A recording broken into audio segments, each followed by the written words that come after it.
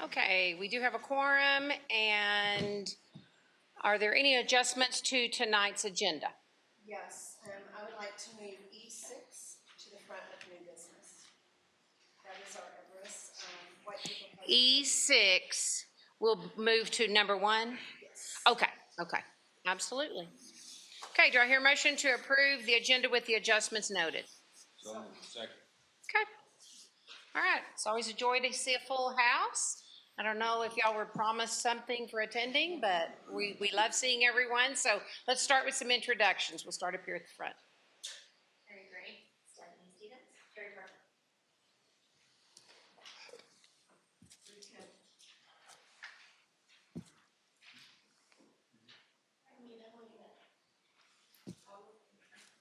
Jonas Collis. Tara Collis. Maya Lewis. Trey Williams. Kirk Buren. Erica Merriman. Mark Mapes. Roger Hine. Stacy Rieger. Ellie Bailey. Jesse Manuzer. Jenny Cullen. Katie Bucket.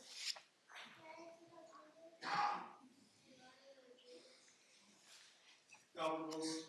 Adrian Sanchez. Linda Coffin. Belinda Martin. Linda Coos. Lacey Lockwood. Myla Garcia.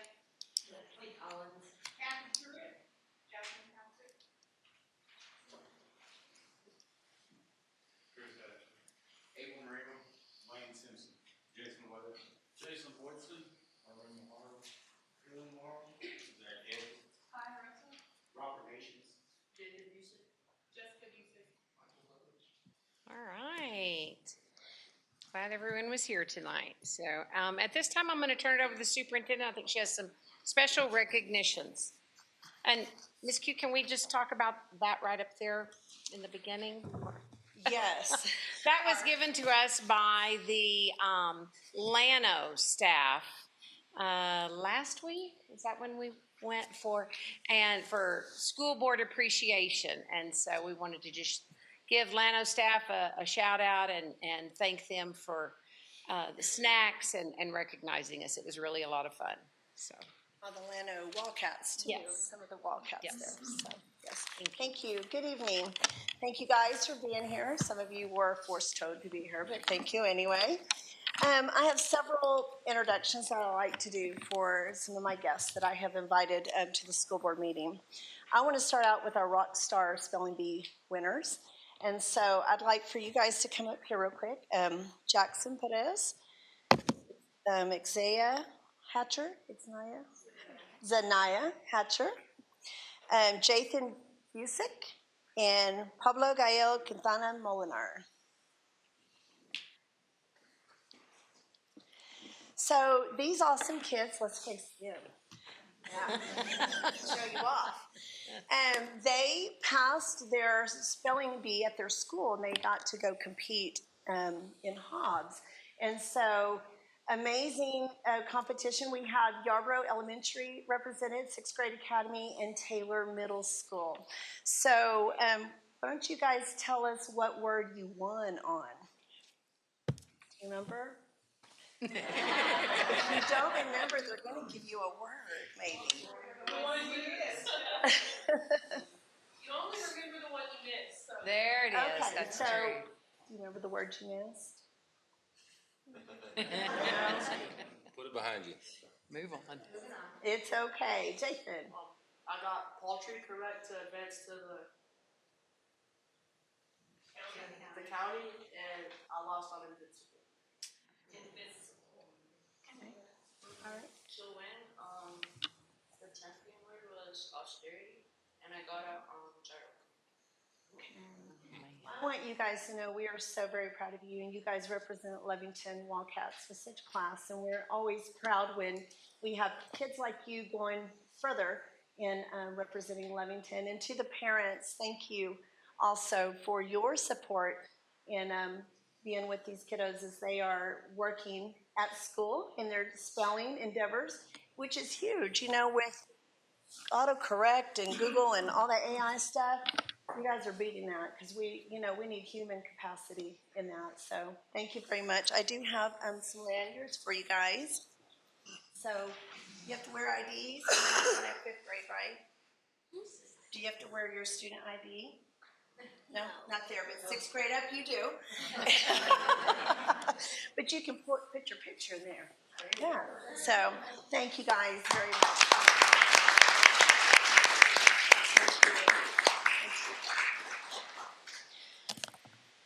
All right, my next group is my maintenance crew. So will you come up here, please?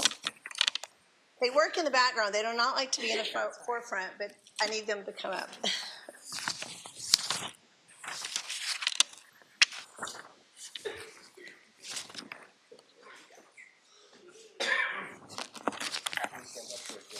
Sure, Jenny. Jenny, don't be hiding. You know you run that place. only one I can stand behind. Well, tonight I am honored to recognize a team whose work is essential to the daily operation, safety, and appearance of our schools. Our maintenance department, led by Jesse Van Hoosier. This team consistently shows up with a strong work ethic, a happy heart, and a quiet dedication that often goes unnoticed, but is deeply felt across our district. They embody the attributes of the portrait of a Wildcat through flexibility, reliability, pride in their work, and commitment to ensuring that our campuses are safe, welcoming, and ready for learning. From meaningful building upgrades to ongoing improvements in landscaping, their work reflects care, craftsmanship, and pride in Wildcat Nation. I especially want to acknowledge their extraordinary efforts during the recent school shutdown due to severe winter weather. While many of us were sheltering at home, this team was out in the horrible snow conditions, making sure our schools were safe and prepared for the return of our students and staff. And they did it without complaint.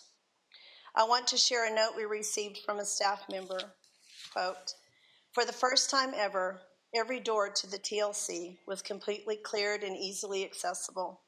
The Pinnell parking lot was cleared and ready in time for auditions, and students were able to arrive and enter the auditorium safely. The after-school program entrance and exit doors were cleared and made safe for dismissal, and your level of preparation and attention to detail truly made a difference." That message speaks volumes about the care and the planning and heart that your team, this team, brings to your work. We are deeply grateful to Jesse and the entire maintenance department for their dedication, their leadership, and unwavering service to our school community. So.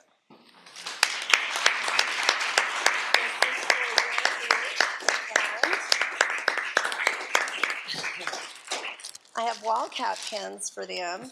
And guys, truly, I was checking in with Mr. Van Hoosier on that Monday, and I said, "Where are your guys?" And they're like, "Oh, we're out working." And I was like, and our female worker here, and I said, "What? I called school off. What are we doing?" And so they were just amazing. I mean, the roads were bad. We couldn't get kids out or our buses out, and you guys made it in. And when we came back on Wednesday, the work that you guys did, you could tell, and I appreciate you guys so much. I have the best maintenance department in the state of New Mexico, and I'd put you up against anybody. So thank you for all of your work. So if you guys will take one and pass it down. So if you want to help me do them. Just like him at the other end. Do you guys have anything? They're just the undercurrent of, we take for granted that everything is going to work, everything is going to be ready to go. And, the number one thing is focusing on the safety of our kids. And you guys just always make sure, that that's ready to go. So thank you very much. I know that y'all don't like the limelight. I can tell you're all standing there thinking, please let Is this she be done? over. But thank you for what you do for our kids and for our staff. So thank you very much. Thank you. Okay. At the very end? At the very end or in the middle? Right there in the middle. Okay. Okay. All right. Thank you, guys.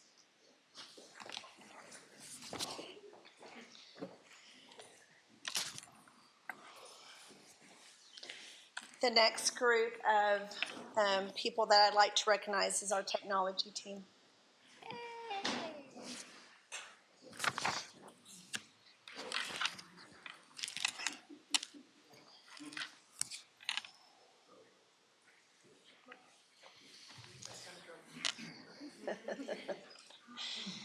Tonight, I am proud to recognize a group of people who often work behind the scenes but make an enormous impact every single day across our district, our technology team led by Michael Rutledge.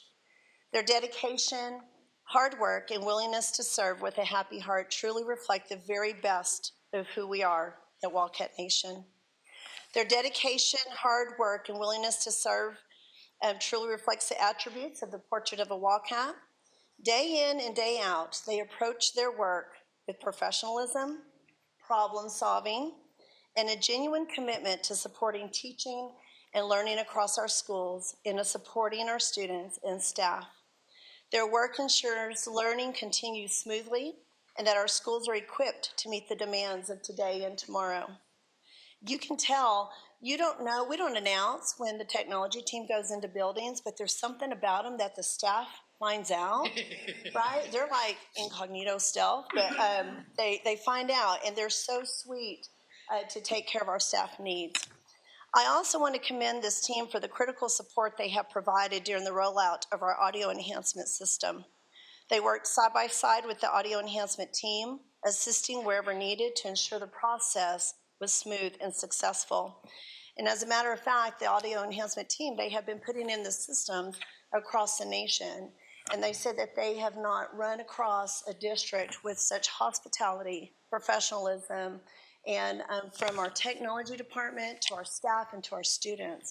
And this is a huge company, and so thank you guys, because you guys were the feet on the ground for that. Most recently, 3 members of our technology team participated in a hands-on training with audio enhancement to expand their knowledge of the system and strengthen our internal support moving forward.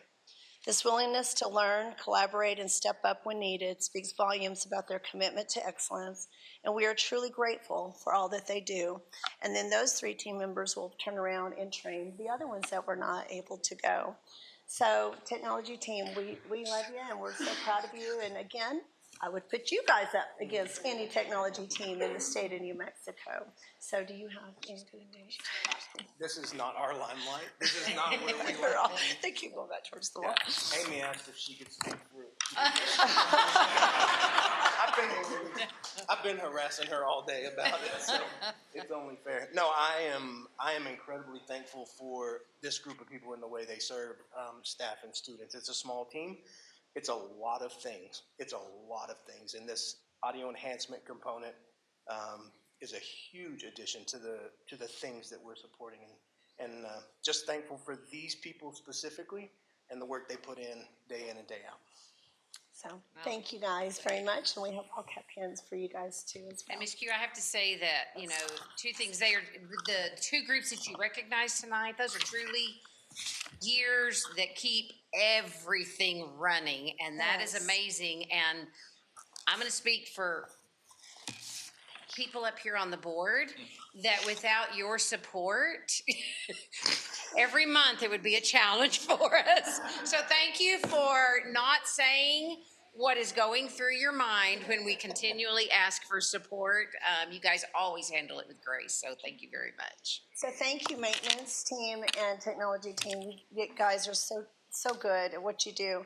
And when you run into them in the district out and about, they are busy people, but they will stop and visit, and always smiling and just working hard. So love them both. If I may. Yes, you may. You thanked us for our support, but we want to thank you guys for your support. We do a lot of things that are super expensive, and we just wouldn't be able to do those things without. They do require more money. Yes. Without your support, and so for that, we thank you guys. Okay. All right. Thank you guys very Thank much. you very much.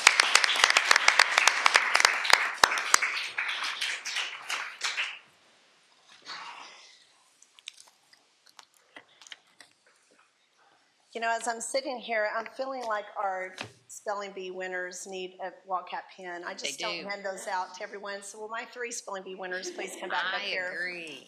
Yeah. Those are hard to come by, so. Not very many students have these at all. So you're so welcome. You're welcome. Okay, and last but not least, Our board participates in many conferences that they go to that takes up their time away from their families, just like our staff members do, and also on the weekends. And so this last week, we just got back from Santa Fe. We were up there visiting with legislators and working through some of that, and also going to a conference and being trained. And 3 of our board members received awards. So, New Mexico School Boards Association presents an exemplary award to Demery Maker, and then also to Patty Ann Ansel.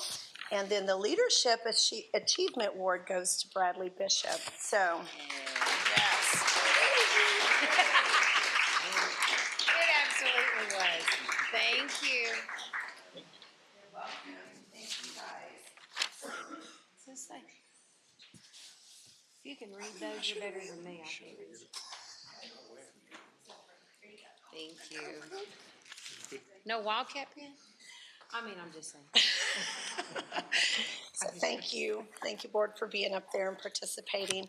And that is the last of my guests, but I do have a Miss Reader here that will be ready to present data when you are ready. Okay. All right. So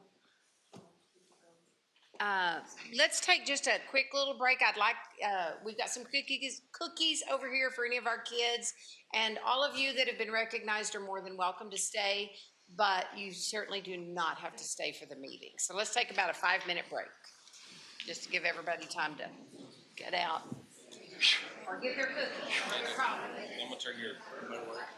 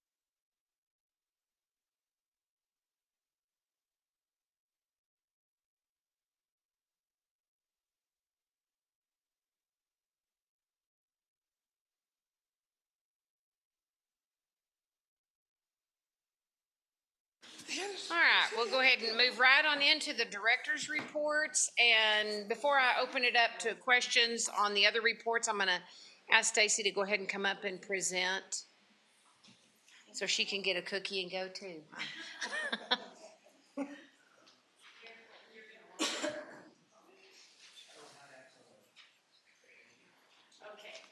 all right, so I don't have that little thing, so we're gonna go through it together. All right, so you guys asked me to come back after our middle of the year assessments were complete. And so we're gonna look at some different data for K-8, all right? So you can go ahead, Michael. So this first part is a graph for reading. And those little dots are all of our schools. On the right-hand side, it's going to rank them by the amount of progress that each student grew based upon their personal goals. Okay, that's the way this program works. So the first one was for reading, the second one is for math. So grade 6, that's them way up there in the top. We want our kids to move to the top right quadrant there, but we haven't quite got there. So our kids are kind of still in the low performance, but high growth. We're still seeing a lot of growth, and we want to go in the high performance, high growth. Okay, we'll go into each of the schools now. So if we click into the next, that's Llano's reading first. You can see, obviously, we want the green to grow. They went from 3 students when we began the year at mid or above grade level. They have 39 kids there. There was also 29 kids started in early on grade level, and we're at 66.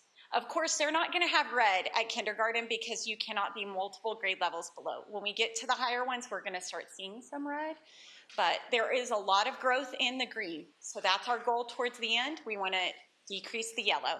They went from 94% to 64% in that yellow for math. All right, so we'll look at Lee. There is that 1 grade level below there, so you can see it, but they did significantly drop that from 17 to 5, and there was an increase on the other side. You can see that. Then their math, same thing. They have a lot of kids right there in that yellow, so we need to work on moving those into the green. That should be a goal right there. All right, next is 2nd grade. So they increased theirs from 10% in the green to, what is that, 25%? They decreased their red quite a bit right there to like 22%. All right, next is their math.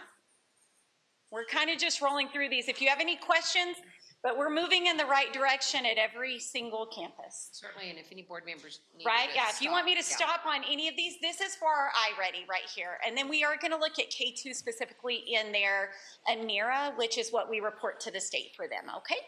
So we can move on to Jefferson real quick. So Jefferson started with more in the green, and they've increased their reading.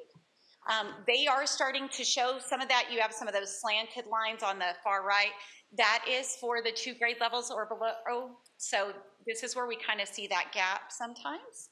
Moving on to the math. can you go back just for a second? Yeah, go ahead. Okay, so we were at 23, and so we're doing, okay. I just couldn't see that one. Yes. And then moving into their math. There you go, same thing. There was their math decreased in the red a lot. Then we are doing Yarbrough reading. This is where, and we have implemented back in some interventions for reading every, is it 3 days a week, Ms. Bailey? 3 days a week for the reading. So we have seen some increases there. And then moving into the next one, their math also grew quite a bit compared to their reading. All right, 5th grade. And then their math, there was an increase in their decrease on their red. Most of them moved into the yellow. A little bit increase on their green right there, just a few percent. Then SGA reading, they took their kids out of that 2 or more or 3 or more grade levels below, had a significant drop from 49 to 37%. So they're moving them in the right direction. And then they also grew their high kids from, those that are mid or above grade level from 28 to 38. That's hard to do. So that's a good change there. Okay, their math, same thing. They went from 1% to 8% on their math, and then a large group are now early on grade level. Yes, you're good. Look at that. Yes. 29%. Mm-hmm. Yes, they have. Mm-hmm. Well, and it's not just on that side. They've moved the ones out of that 3 grade levels or below out of there too. They've moved into having a better understanding. So, Taylor, 7th grade. Same thing for their ELA. A lot of their kids, so their ELA growth, I know it doesn't seem like there was a lot of growth here, but when we went back to that very first chart, you don't have to go back, Michael, but they were the top of the ELA side.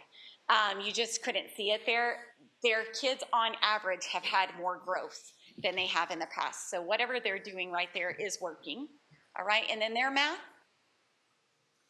Okay, same thing where they're increasing there. They had 3, they went to 8 students, 34 to 33.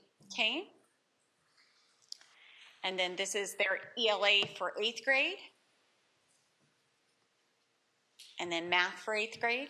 It's a pretty significant change also of taking kids out of the 3 grade levels below from 112 to 91, and then increasing also from 12 to, 19% on the other end. So, okay. I went ahead and put this chart in here. It looks just like it did at the beginning of the year, kind of, but it's just comparing that beginning to the middle. It's the same numbers that were on the slides before. So we can skip through these. You guys can go back and look. If you have any questions for those, let me know. Yes. Yeah, go ahead. So the very first graph that you Uh-huh. showed. Will you go back for me, Michael, to that one? It's okay. Yes. So you said that you wanted students in the. I want them in that top range right there. Yeah, where he's circling it.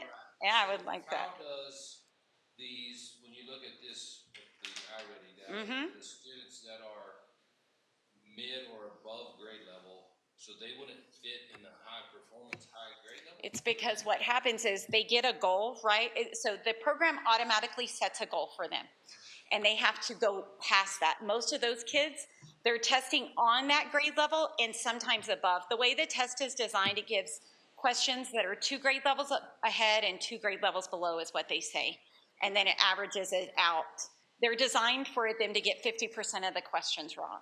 So I guess how do we get them in that top right? To the high performance, high goals. So they need to test in there. They need to test into the high performance, and they have to continue to grow So they at have to that high start level. out there. Yeah, I think that's what we've had very few kids. When you break them down, we have kids in that section, but not the whole grade. Like this is putting all 240 This isn't kids in pulling that the bubble. kids. Yeah. We have kids in the high performing, high growth. And so when we break down the data per class, we have our teachers go in and they have to look and see where their students are performing. We have kids in that section. We just don't have our whole school in that section yet. And then we group the kids and, base our instruction off those groupings then. Does that answer that? Yes, ma'am. Okay. And then I guess just another kind of observation that I've had, and it seemed like, and maybe I'm looking at this wrong, is it seemed like the students on the far right, like that number is getting, like you start out in lead. Right, with a little bit. To Ben Alexander, and you got 28, bigger. 9 to 28. And so are we just, this is kind of an example of one of the things you've been making for a long time is, are we just stretching that out, right? Are kids getting further and further and further behind? Right. As you get on. Well, it seems as that, so in kindergarten, obviously, you cannot have the red, right? And then as you go up, you have more grade levels behind you if your skills are not developing with them, or if you're not able to perform on the test, because it is an independent test, without those aids, then sometimes it is hard. And that's where do we need,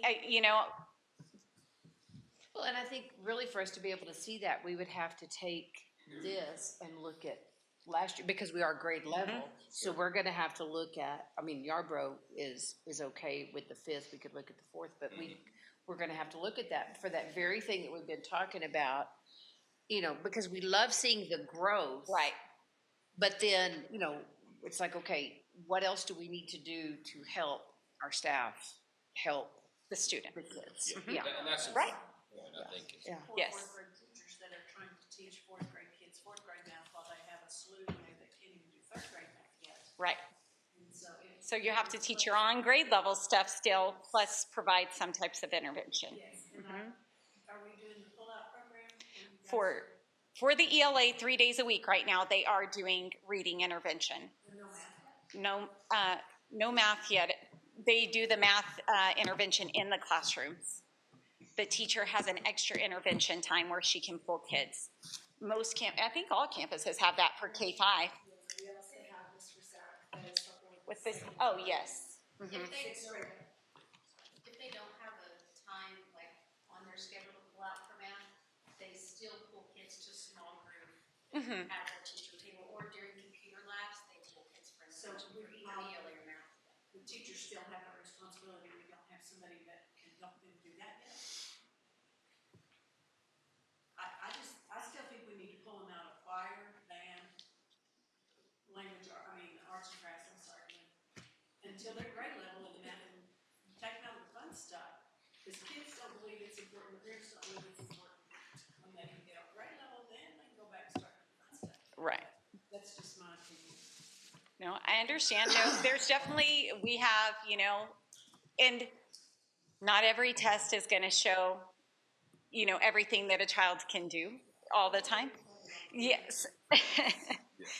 But they, you know, this is what guides our instruction, and we do try to use it to the best of our ability to, you know, give us some type of information that we can use. So, no, you're okay. Right now, I believe that the coaches at K-5 are doing some reading, and then they're still doing some coaching of, you know, new teachers and things like that, and helping provide instruction in the classroom. We kind of have that balance going on. So, okay, so going back to, are any more questions about the iReady? That's No, good. that Thank was all? you. Okay, so if you'll go down a little bit for me, there's Amira data. Amira is new to our district. They were bought out by iStation. iStation is the program that we've been using for like the last 9 years at kindergarten through second grade. As their beginning, middle, and end of the year assessment, we report to the state. This is where we began this school year, and then where we're at as a K2. This has all 653 started the year and 656 at the middle of the year students. So you can see our green is growing, and I will tell you that so we want them to be green, of course, and then it goes down to that little lime green. Of course, we want to decrease that red. So it's kind of the same scale as iReady. We'll look at each campus just real quick. One down is kindergarten. They had a huge growth, obviously, in their the 4s and 5s. You can see that top line is the beginning of the year. That middle line is the middle of the year. And so their Amira data is looking great so far for Llano. This is a very unique test. I want you to know these little 5-year-olds have to speak into a mic, and that is what it's grading. So it's very interesting, okay? They've learned a lot, and they are trying really hard, and so are our teachers, to accept this change. So we are trying to instruct them, but it has been good. They are learning to speak, which is a quality they need, you know? All right, moving on to Lee. Real quick, Same thing. Oh, yes, go back. Where's the grade, like, So, on grade level would be? the 82 and the 15, way here on this far right. So we've increased, we had 67 and 61, and then The we went lighter to 82. green. Level 4 is on grade level and level 5 is exceeding? Well, no, Or- that's an 80 to 100%. Okay, So, yeah. Okay. Anything, and even the green, that light green is a great way to be. It really is not a bad place. Of course, we want you on one of the darker shades of green. But that that light green. seafoam looking color Yeah. is kind of, okay. We're in the right track. 3, 4s, and 5s, okay? 1s and 2s is where we're still struggling. All right, and then this is Lee, and you can see they increased to the most green. They really have made some changes there. So that's wonderful. And then our Benet, I want you to know this isn't going to look. We had this last time, and we have went back and forth with the PED. I am still in conversations with them daily right now about Amira. We had either a technology issue where they could not understand throughout the mic, so we've changed out mics. We're testing them, making sure that this is getting fixed, because this isn't the normal growth that we would see in iStation. And this isn't the normal growth of what the teachers' histories are, or the students. I've dug down to the specific student. So this isn't accurate. So I just want you to know that it is not accurate of what Benet is currently doing. And it doesn't But- even line up with the previous data you Yeah. showed us. It doesn't. So I would go with iReady right now, and like I said, by the end of the year. We do this every single month, though. We do a progress monitor just to check in where the students are. It did improve right now, but it's not to the level of even what it was in December or November. So we are working on adjusting and figuring out what the cause of that problem is with the technicians at Emera directly. I do have like a direct in with them, working with them on So why. you really our feel like kids- it's a technical issue, I it's do. not No, somehow our kids got reset on a different path, and I have to get them out of that path, but Okay. it's not been easy to get them out yet. But we're working on it, I promise. So, okay? Why are we testing them on two different platforms? Why do we do that? So well, Emera is required by the state, K2, that is the assessment. And then we do iReady is the interim assessment that replaces for grades 3 through 8. But for continuous data, we started at kindergarten. It is a lot of assessments for K2. So, but they get that but it information. does, no one else has Emera data up from K2, so there's no transition there if we don't. All right. Any other questions for me? Okay, one more thing for you. I gave you a copy of this. It's the New Mexico Vistas, and this will be published in the Hobbs News site. We are required to publish our school report cards. So there's a couple of things here. There's a letter from Ms. Q that they've asked us, and I just want to highlight a few things. Then there's 2 letters from the state of New Mexico they asked us to run also in the paper. And then you will see our report cards, okay? So if you get over there, the 2 things I really would like to highlight is our graduation rate. There was an increase, and Stephanie let us know that we are currently, our graduation rate exceeds the state average by 10%, so that's great. And 6th Grade Academy is a spotlight school this year, so that is great for them. Their data, not only in iReady, you pointed out the iReady data, but their NMESA data, it all shows in the same fashion each test that they take. It carries over, and clearly it carries over to here too. So that's definitely something to be recognized. All right? Yes. Very good. All right. Anything else? No? All right. Now they're Thank you, Stacy. Thank you. Appreciate it. Okay, there are some other reports, and so I'll open it up to the board for any questions about the director's reports. I didn't have any. Okay, all right. If there's no other questions, I'll, superintendent update. You have the membership there in front of you, open for any questions. Okay. Any questions on? Okay. And we don't have any idea when we'll hear, or if we'll hear on a waiver for the weather issues. No, so I included the waiver, it's anywhere from 30 to 60 days. And so we're just gonna wait on PED. Okay. All right, thank you. All right, let's move on into routine matters. We'll take items 1 through 4 as part of the consent agenda. Do I hear a motion to approve as presented? Second. Okay. Were there any questions? I'm sorry, I forgot to. Too late now. Before you vote, if you have a question. My apologies.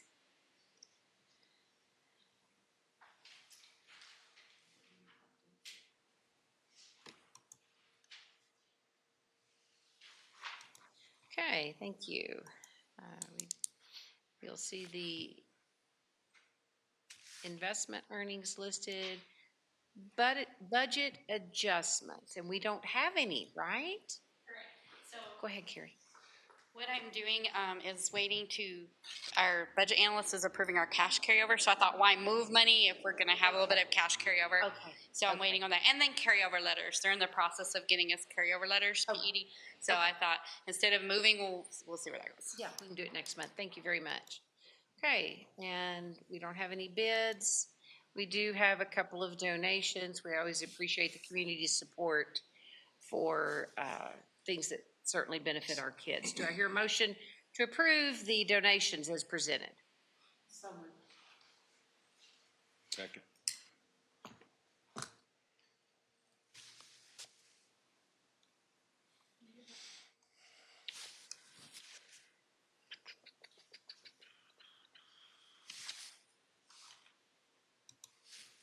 Okay, thank you. All right, moving into old business. Second reading to review and revise policy J, sections 50 through 1983. So, Board, I have a policy revision focus area sheet for you under superintendent reports. And basically, it just tells you some of the things that we've done that you've asked for us to look at in the policies, what we've struck out, what we've removed, what we've added. And then it's also telling you what our next set of policies that we're going to be looking at. And then I believe that Vanessa has uploaded all of the documents for you. So I stand for any questions. Any questions on that for the second reading? I didn't see this till, that 1561 was, you said it is uploaded here? 1561. Okay, okay, let me look, I didn't see that till just now. That was one of my questions. It is, I just did not see it. I looked this morning at this and didn't have a chance to look back.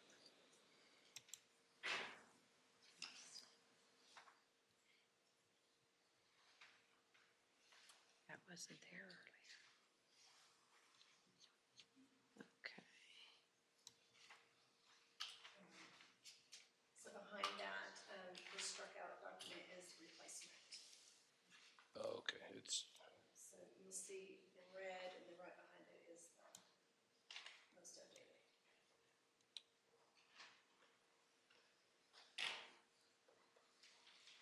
We had some discussion last time about parent notification. Did we get a? that's what I wanted to.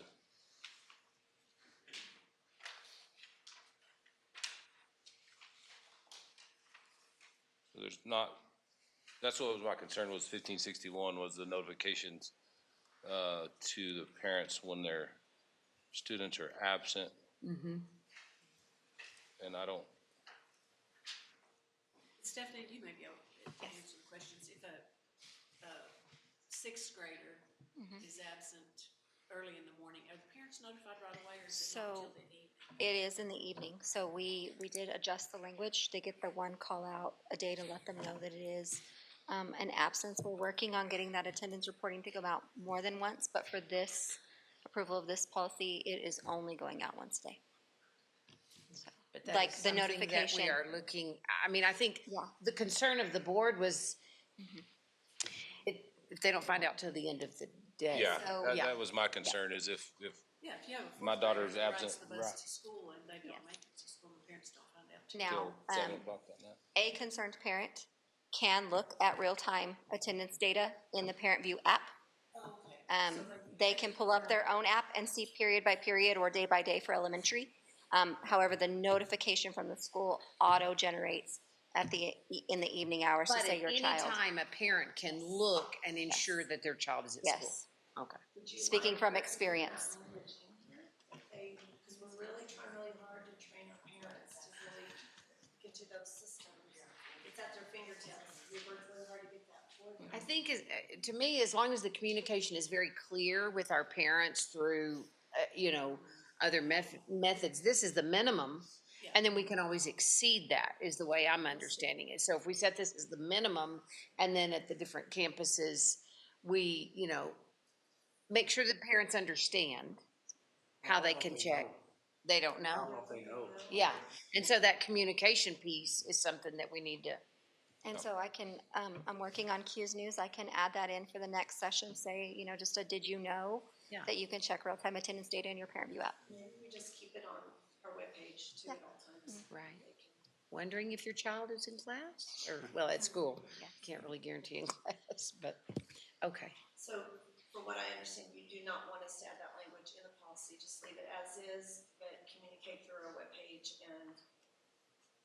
And this means that the parents have that access at their fingertips to check their students' Yeah, attendance. I guess my question is, with this student information system or the parent messaging system, is it automated when, if a student misses second period at high school, is it automatically sending parents, or can it send the notification saying, hey, your child was absent from second period?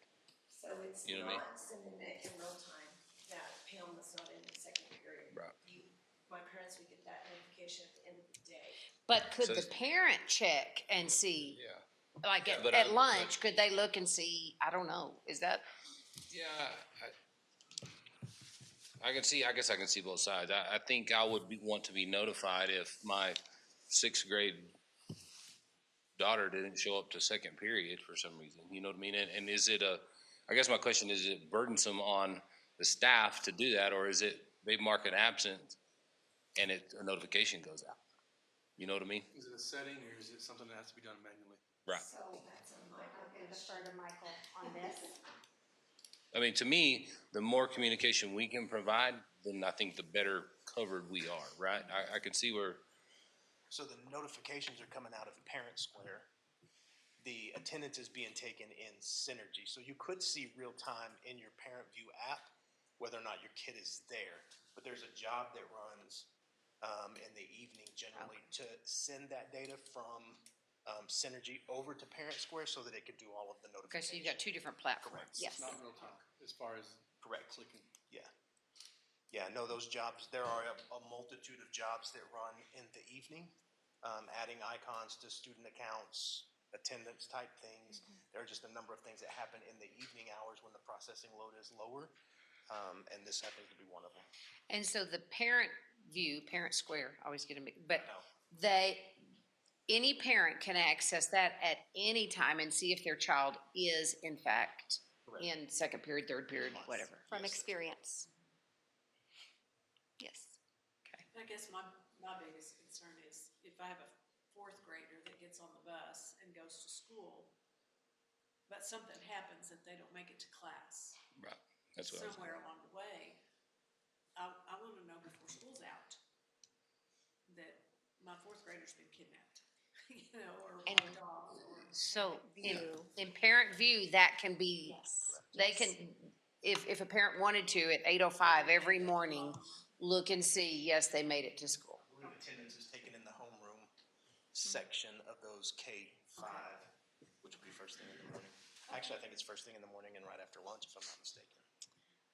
Okay.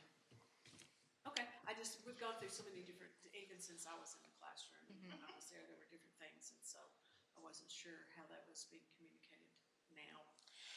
Yeah, I personally like the old language at the first where it says you had 3 hours of the beginning of the school day, you know, but it didn't, I realize that language doesn't take into account junior high and high school where they're changing classes. But I don't know, I just think that provides some sort of assurance from the school. But maybe it's not our responsibility to tell the Well, parents if they're there. I think we really just want to be such a partner. in Sure. it and really maybe do a stronger message of, did you know that you can check to make sure your child is at school, you know, without calling and saying, hey, can you tell me, but they could just get online and look. But I think that partnership is critical, because I think it's our responsibility and it's the parents' responsibility, you know? I know from So is it hard to add a job to that? platform or. Like, if you ran that lunch, the attendance report out, is that a hard thing to do? Is that something? I'm not saying every period, obviously, you don't want your phone We blowing would up. just need to work with Synergy to see what the options are. Since we're hosted with them, we're kind of bound to maybe some of their job routines, but then it also, I don't know how often Parent Square would offer that, so. I think we can set a designated time within Parent Square for a second, but I did test it, and it's not currently working that way because the job is not set, so. I was just curious. Yeah, I don't know. It's kind of a limitation of the apps And the compatibility. and the transfer of data in between them, yes. But again, in real time, you can see within Synergy, your Parent View app, what the status of those are. So this is the Parent Square app, and it just sounds, I'm sorry. It just seems like an additional courtesy. You can see it in real time, and also we'll tell you again later that that's the case, so. Yeah, I don't think we've ever been accused of over communicating, I guess is Yeah. my thing, so I would encourage that, I guess, so, but. And I think that's what I'm hearing from the board, even if we choose to approve the policy as it stands right now, to continue to look at, are there ways we can do this even better to really strengthen that communication with our families? I don't know that the expectation is that it happens tomorrow, but I think the board is like, are we doing everything we can to ensure that the families, that we've got Yeah. that piece there? And so, I would ask in your spare time, if you could, really start looking at, because I think it's a very valid point. I had a granddaughter stand outside for over half an hour and she was 6 years old. So, that things were corrected, but, there's gaps. And so we need to be sure that, we, to the best of our ability, don't have those gaps. Yeah. Yeah. What is the desired notification period? Is it each hour or in the morning and in the afternoon? Well, the policy says within 3 hours of the start of the school day, but it says may make an effort. Well, and that's Which been is scratched yeah. now, so I mean, it's. So, I- yeah. I think each hour would be a little unrealistic. Yes, I think that would be. I just want- do. Little kids especially, I just Yeah. want to know they made it to school. Yeah. But But if you knew there was an app that you could check it, Uh-huh. and that was like in policy, yeah, if there's an app in place that, maybe we just need to do more educating of the public on Yeah. some of that, checking the apps to make sure. And I think right now the policy sets the minimum, but then we can have procedures that far exceed the minimum. And I think that's where we're wanting to look at, what would that look like? And so to answer your question, I don't get the feeling from the board that it's every hour, but did my child arrive to school? I put them on the bus and I hoped. And did they go in the door? So. So what I'm hearing you say is you want us to look into a notification like right after first period or 8:30, or is it the arrival time and then after lunch? Is it? I think that's, Yeah, I think that's I don't think right now that's unreal. I mean, Then at night, 3 a day is what we're. then at the end of the day? do you have to do, I mean, We have to, at the end of the day, if you've already notified them that. Because you would have more Yeah, periods, right? because if we notify you, right after first period or 8:30 or whatever, and then after lunch, then how do you know that your student made it to 6th and 7th period and they didn't go to athletics? because, there are those that. no, I would just say like, Second, the third, one at the end of the day is fine with the whole schedule, but they're just, your main thing is just Did they first get there? period only. Yeah, I kind of Right. thinking, did they get there? And at the end of the day, Did they stay? mid-cycle, the families can take the responsibility of getting on and going, okay, I know you got there. Yeah.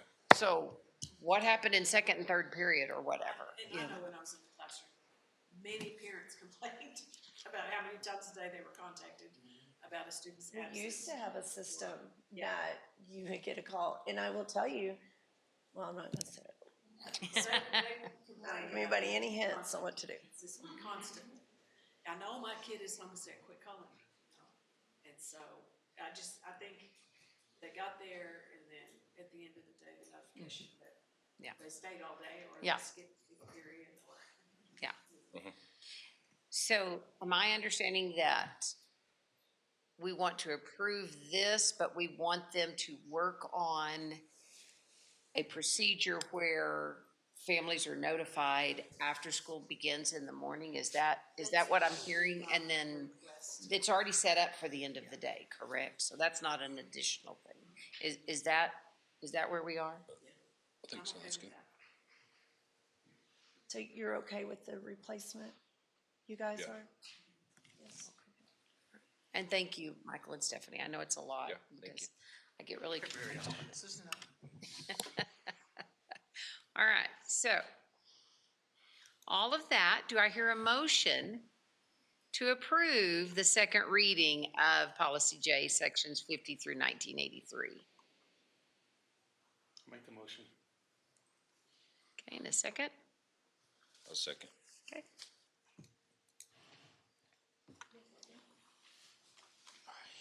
I think that's going to be a really good thing. Thank you, guys. All right, moving into new business. And our first item will be the presentation of the Everest White Paper Project.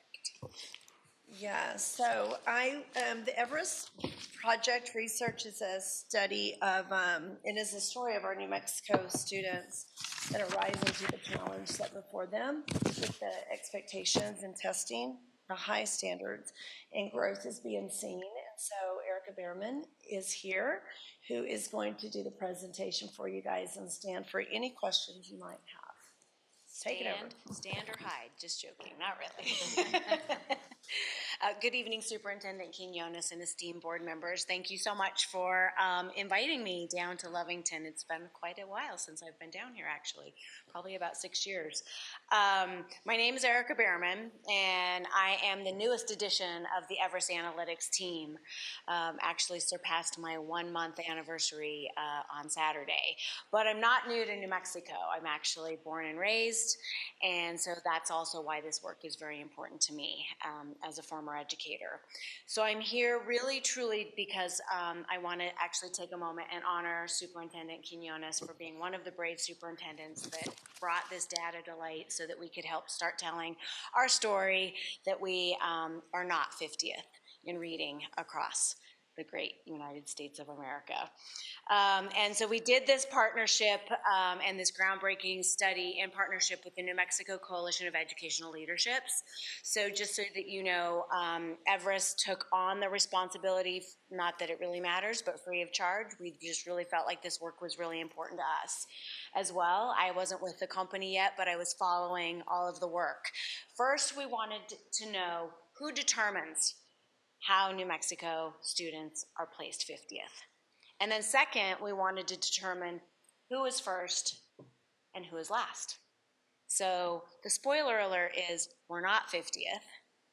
And it's actually really exciting. And it was actually kind of nice to follow Ms. Reeder's data because it's kind of seeing those trend lines and seeing where things are going across right now with your vistas and everything. So know that what we did as a company is we 100% focused solely on literacy skills.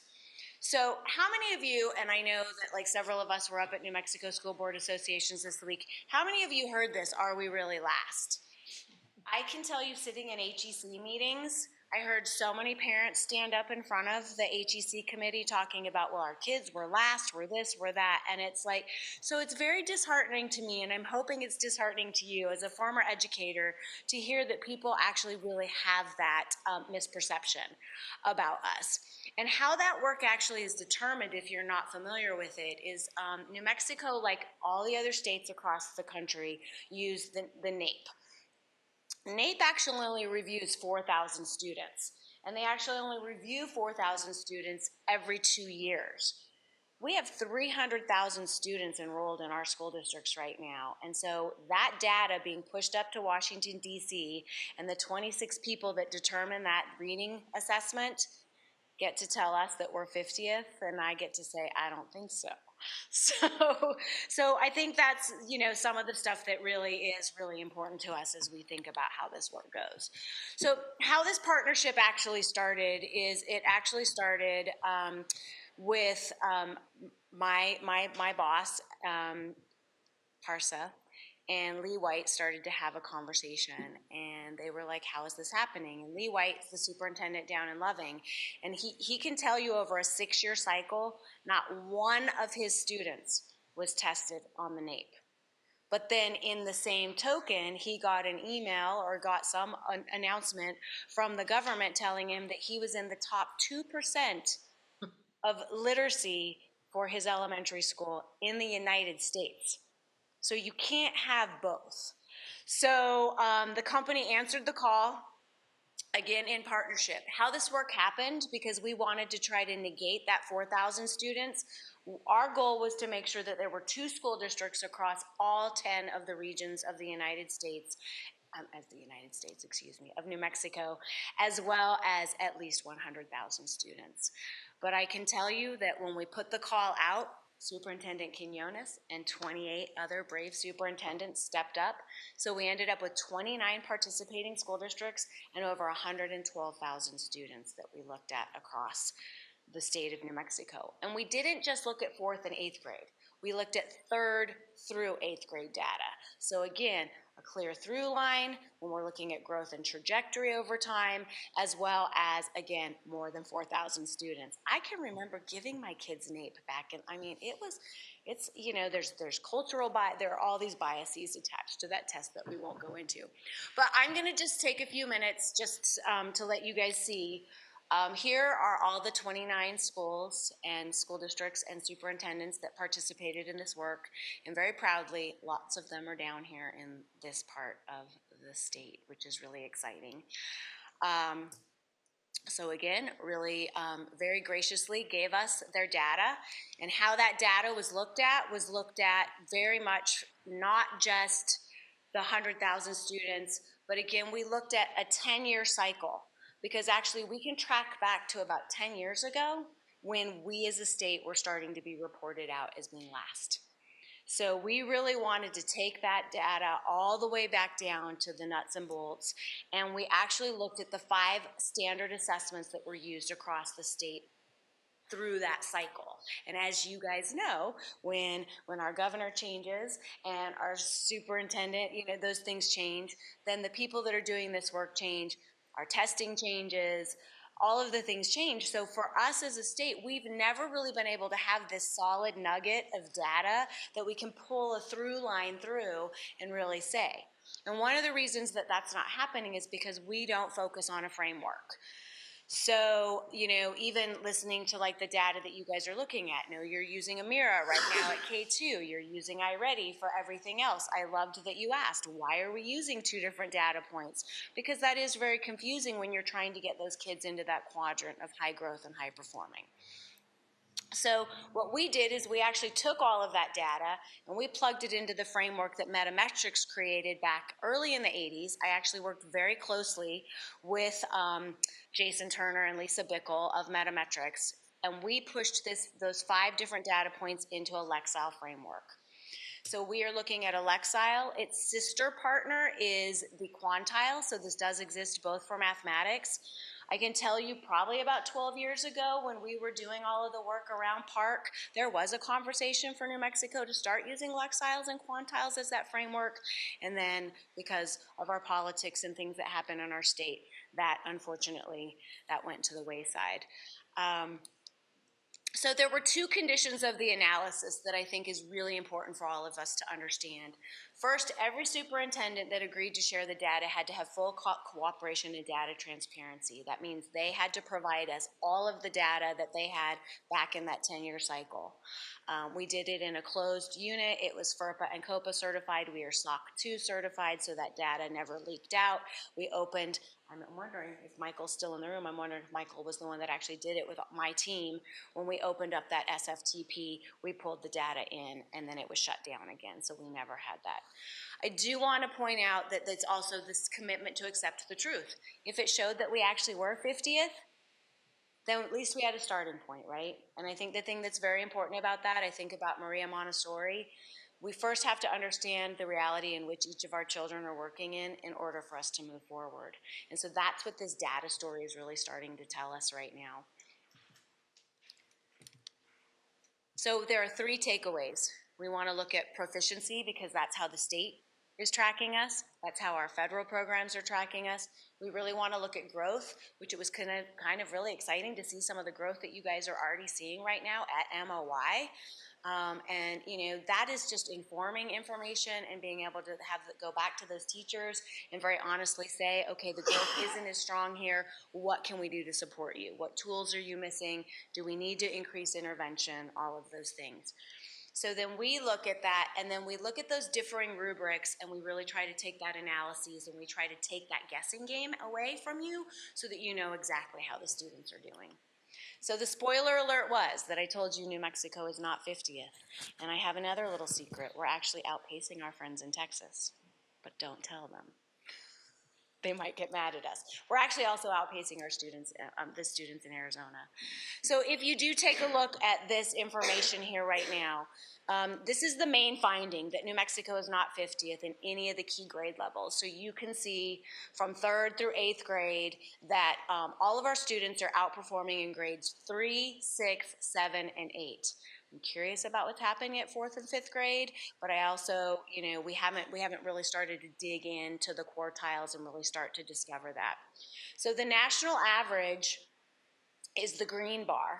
And then the other gray bars up there represent other states in the area and how they're performing at the same time. So, but what I'm going to do now is show you how it can better be explained in this next slide.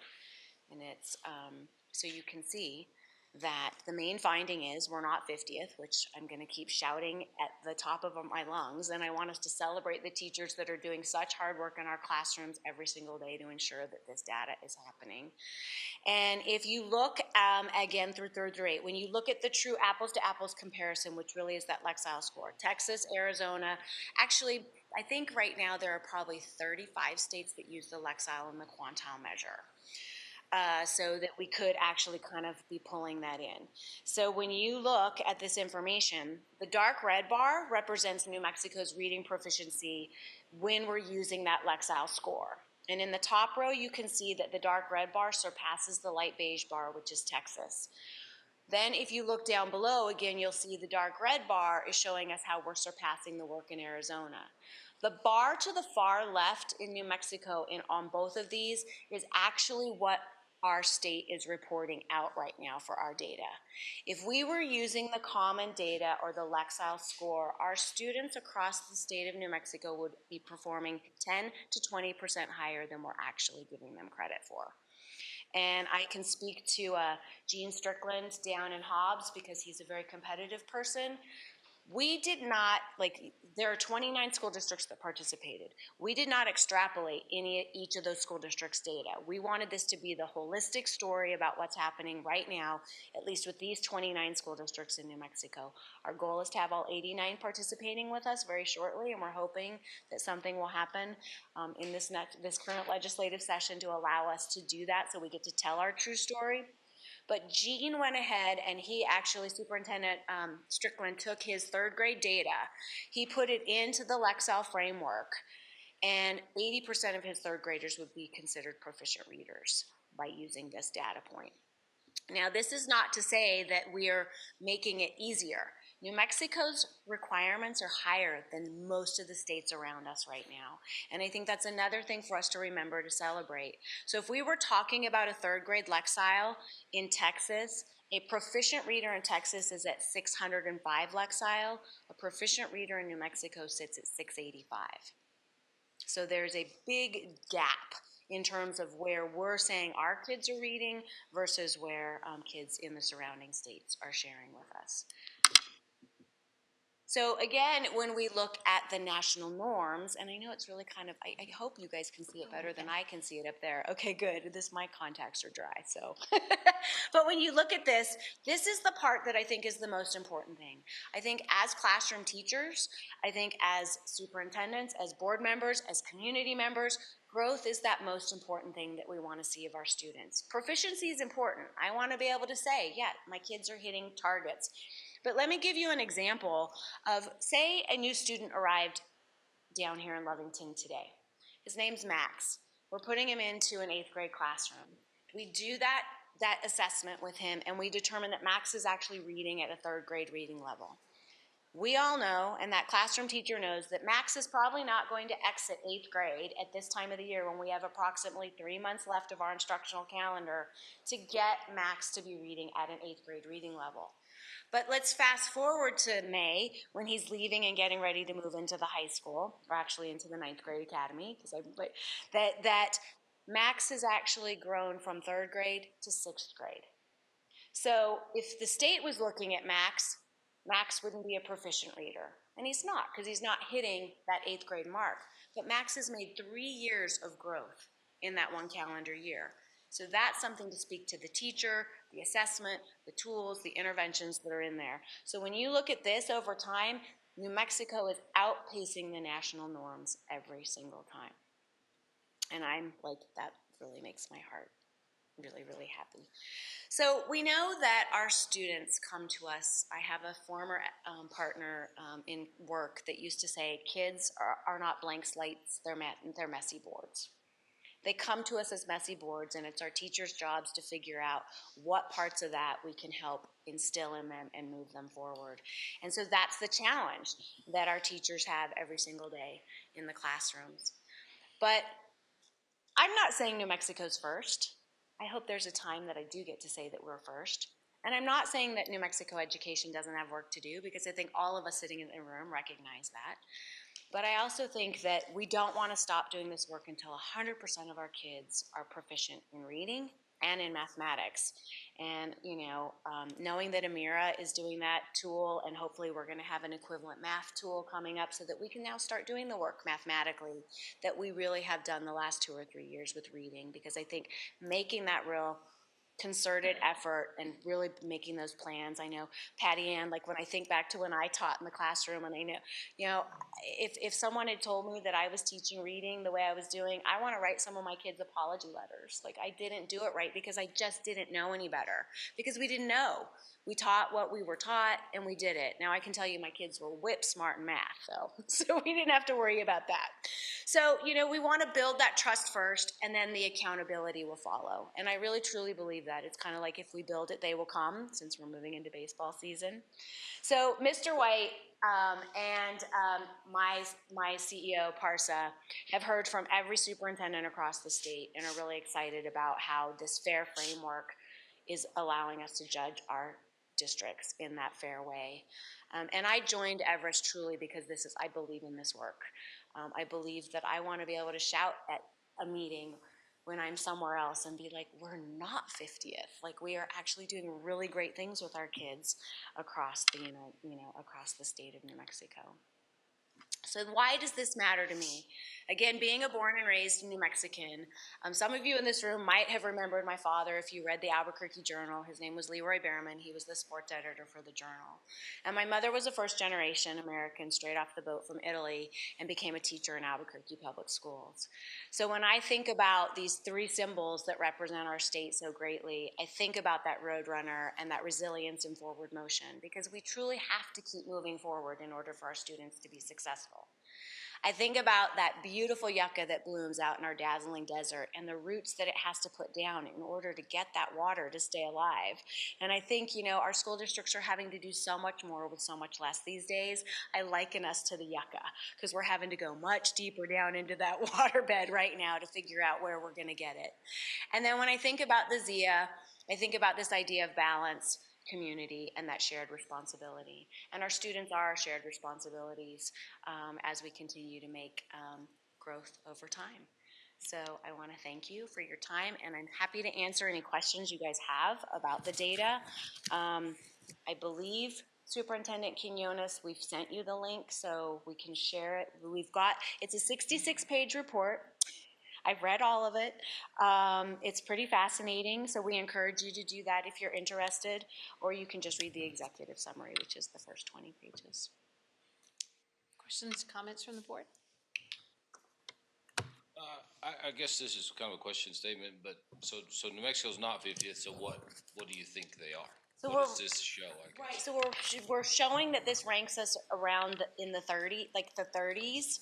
Yeah, so I mean, and that's like a really, so that's what I'm saying. We're not first, but we're not last. And to be able to say, yeah, we actually are making those strides and those gains, and that our teachers are working their buns off in their classroom, and our kids really are becoming proficient readers. But again, it's changing all of our mindsets to not talk about just proficiency, but what does growth really mean? And to me, if a kid learns one new word, like I thought about your spelling bee kids up here and the words that they didn't, that, like, it's true, the words they missed, like that's the one they're going to carry with them, but I guarantee you they all know how to spell it today. So that's growth, right? That's a growth moment for that child that doesn't tend to get celebrated that often. So I think those are some of the really exciting things to take away from this. So we're sitting at about that in the 30s. You know, there are some states that are, and they're always going to outpace us. Maybe. Maybe not. Maybe not, yeah. Yeah, maybe not. We just have to keep doing what we're doing. I really believe in this model of this structured literacy. I really believe in the way that just the state has invested in it. And I really continue to see it be, you know, something that we really get to grow from. I mean, I read a research article that said the other day, and this now puts more pressure on your pre-K and your kindergarten teachers, but it says that our Gen Z parents are not reading to their kids at home anymore now. There aren't books in these houses. When these pre-K and these kindergartners show up in your schools, in your buildings, they don't know how to hold a book in their hand. They're swiping across the pages as if it was a digital device. And I'm not saying parents aren't reading, but if you're reading on your phone, you're not modeling what it's like to hold a book in your hand. And you know, if I heard you say you're a grandparent. So it's like, how do we find those times to do those things? I keep trying to encourage all my friends that are grandparents, FaceTime with your grandbabies and read a book to them every night. Like, still do it, even though it's digital, but still just read the book. Make the guesses. What do you think is going to happen tomorrow when we read the next chapter? So, Thank you, yeah. Erica. Thank you guys so much. Comments, Any questions? other comments? Yeah. So we did not do that work because, right, so this is right. So Chase, this is what we strongly recommend. There is a way to get the formula. I'm happy to share that information with Pam because we actually talked about it. We actually just shared it today with Joyce Gormley in Socorro because she asked the same question too. We absolutely get that you guys want to know where you stand up. But you're only going to be able to pull your data in and compare it and be able to do like Gene Strickland did in Hobbs and say, my third graders are sitting at 80% proficient. We're not because again, we want to respect that data. It's in that SOC too. We're not going to say, oh, well, here's Loving's down the street and here's Artesia's and here's, now if you guys all want to have those conversations, we can't tell you not to, right? Because, you know, maybe you do want to do that and say, okay, let's all get together and figure our data out. But we're not going to share that data out. We're always going to keep it as that holistic New Mexico story. I did ask where we were going. Yeah. Right? Is this something that we're going to see again? We're hoping. Okay. Fingers crossed. We can't make that promise because it has to be funded. Yeah, that's what it all comes we down to. have- And I don't know if you guys were looking at an annual or buy-in. I just didn't really know what you were looking at. I don't want to overspeak what I don't know. I know that we have made that ask to our legislators because part of this is educating our legislators, as you guys all know. I sat in Rep. Romero's office and talked to him about the math bill and made some suggestions about things that we needed to consider based on how successful we've been with the literacy bill. So I think that's really, as school boards, as superintendents, as community members, you've got to let your legislators know we need to be looking at growth, not just proficiency. We need to be really mindful. I mean, 4,000 of our 3,000 students, and that determines our status as a state. Now keep in mind that determines all the other states also, but of those that are using that Lexile can go, yeah, but that doesn't compare. We're giving you apples to apples. So we're hoping that we're going to have an opportunity to include all 89 school districts plus the 100 charters across the state in the next run of this report. And then I think it's just going to kind of depend on how the state responds to it. Obviously, we know we have an election coming up, so we don't know what's going to happen up at the PED. I mean, we're probably going to have a big shift again. And we'll just keep on. So I just really, and I want you guys to take it back to your teachers, really thank them. Because this is showing them how hard the work they're doing every single day, and we're not getting to beat them down. We don't have to.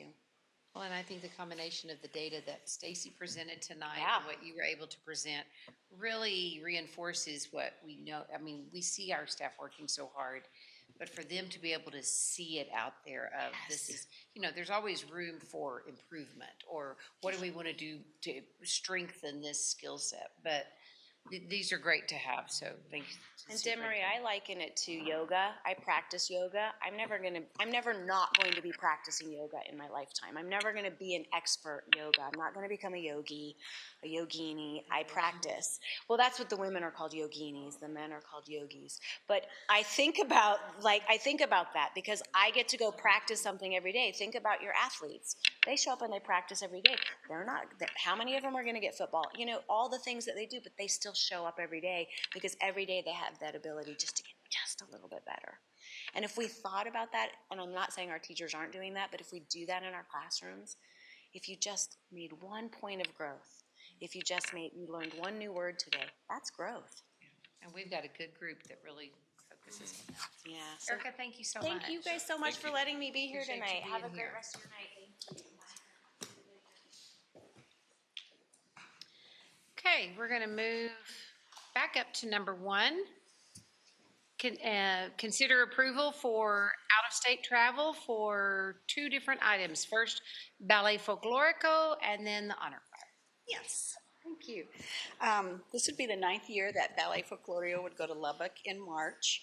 And then the 14th year that the Honor Choir, directed by Linda Cawthon, would go to the Greater Southwest Music Festival in Amarillo in May. So the registration, the student meals, and transportation, that money all comes out of the Fine Arts Education Act money. Questions from the board? None from me. I know that you guys, that the Fine Arts money pays for the buses. Do we use district buses, or do you, I know that sometimes we've run into some issues, and you guys are great to get your stuff ready to roll, and I was looking at calendars, and it looks like, but I didn't really know. I did put in bus requests from Okay. Mr. Dale Cruz, Okay. and he said he didn't think we were gonna be able to have buses, so I did ask for quotes Okay. for buses. From M&M, I already got a no for the March, that they just didn't have availability, so in that case, I used New Mexico, Texas coaches out of Lubbock, Okay. and I haven't heard anything about the Amarillo quote yet. Okay. So first, we go for the school. Sure, And then we go sure. for the charter. I knew we were kind of stretched thin on that, but I know you guys are always great to have everything ready to roll, so. Yeah, I was- spring sports, I Yeah, mean, you know, yeah. it's just. But we definitely want our kids to be able to do this, so thank you for jumping ahead of it with that. So, any questions from the board? None from me. These are both fantastic opportunities for our kids. And Yes. I know that we have 2 teachers back there that have sat here patiently tonight, and thank you for what you do with our kids on that. It's a wonderful opportunity.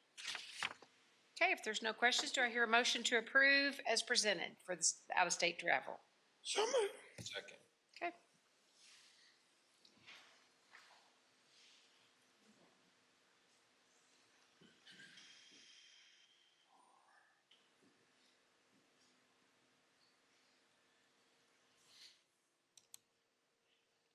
Okay, next item, determination of the NMSBA Excellent in Student Achievement Award. I believe we all voted, and Vanessa said there was a majority, and that person will be announced at our end of the year program. And I just, I sent something to the principals today. I loved, every year we talk about how hard it is, and the wide variety of staff that was recommended this year was just amazing. I found myself wanting to do the old everybody gets a trophy, so that was hard. It was very, very hard, so thank you to the principals for taking care of that.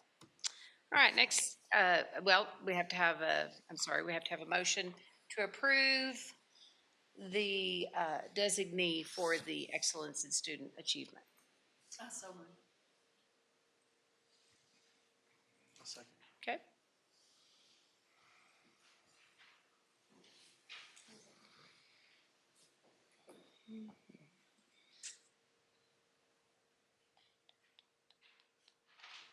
Okay, thank you. Next item, consideration of request for alterations to district-owned property. Ms. Maker and Board, I have Ms. Truitt here who, it's your turn. Okay, those of you that don't know me, I'm Kathy Truitt. I'm gonna have you hold on just a second. Was there anything else that you needed to say? She's going to ask for a request for the softball field. Okay, and can you push the button? Is it green? Yeah, Okay. so we're good? Okay. My agenda is, like you say, for the softball fields on North Love. The parking lot's horrendous. Kids are running in and out. People are parking 3 deep, and the ones in the middle, they have to wait till the last game's done before they can get out. Now, there is a portion that is like a rectangle that is paved as you're walking into the softball fields where they split off. It is paved, but people don't care. They still want to park there so they can get closer to the fields, which is fine, but it's going to be a problem one of these days if a kid gets hit out there, the way they're parking. I did go to the commissioner meeting on January the 12th, the city commissioner meeting, and that's how I found out that school board, or the school owns those softball fields, and the city maintains it. And at that meeting, they did get approval for some money for improvement, maintenance, and filling the holes and mowing and all that stuff.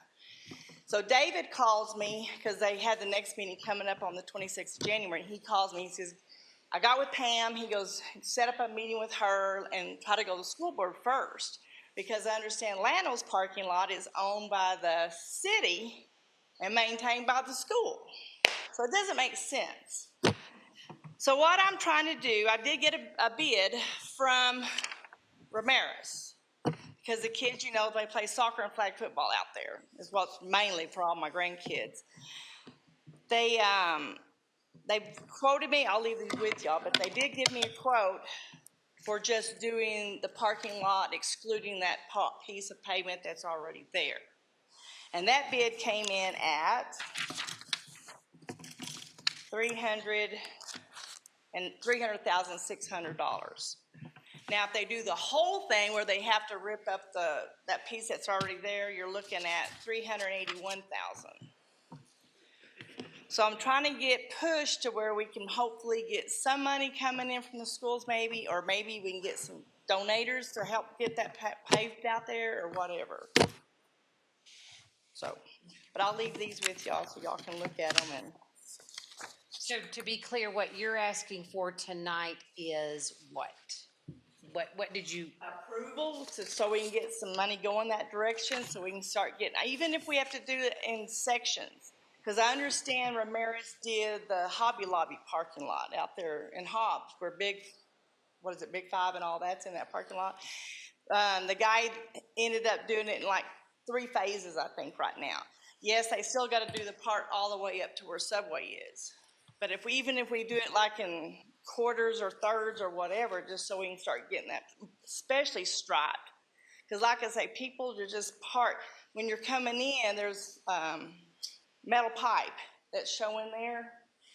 People park right there on the edge, but when you're coming in the parking lot, you got to come way out because they're still blocking the entrance too. I'm just afraid someone's going to get hurt out there. But they use a program that's called CES, which everybody use that. That's what they told me to say. Make sure you say CES. Right. I said, okay, I'll mention it. But anyway. No, that's great. That's great. Anybody will use it, but I'll leave these with y'all, and then y'all can contact me. Thank you very much. And get back to me on it or whatever. So, okey-dokey, Ms. Skogies. Comments from the superintendent? Ms. Truitt, did you receive the MOU, a copy of the MOU? No? Okay. So so we own the land and the city is the one that develops it. So, right, so in our contract, it states that the city shall be responsible for the development of the project. However, the city agrees to hire contractors only from the list approved by us. Okay. Right, and then the city shall be responsible for all costs of development and construction and maintenance during the term of the lease. So you're here to get permission, basically, really, to, for the city to look at. So that's why Dale sent me here first. We're the first step because we own the land. And so I believe there is a city commission meeting coming up in the next 2 weeks or so. Yeah. They did something, because they have one tonight, but they told me to come to this one first and then make the next one. Right. Which will be the 23rd. To spam. Yeah.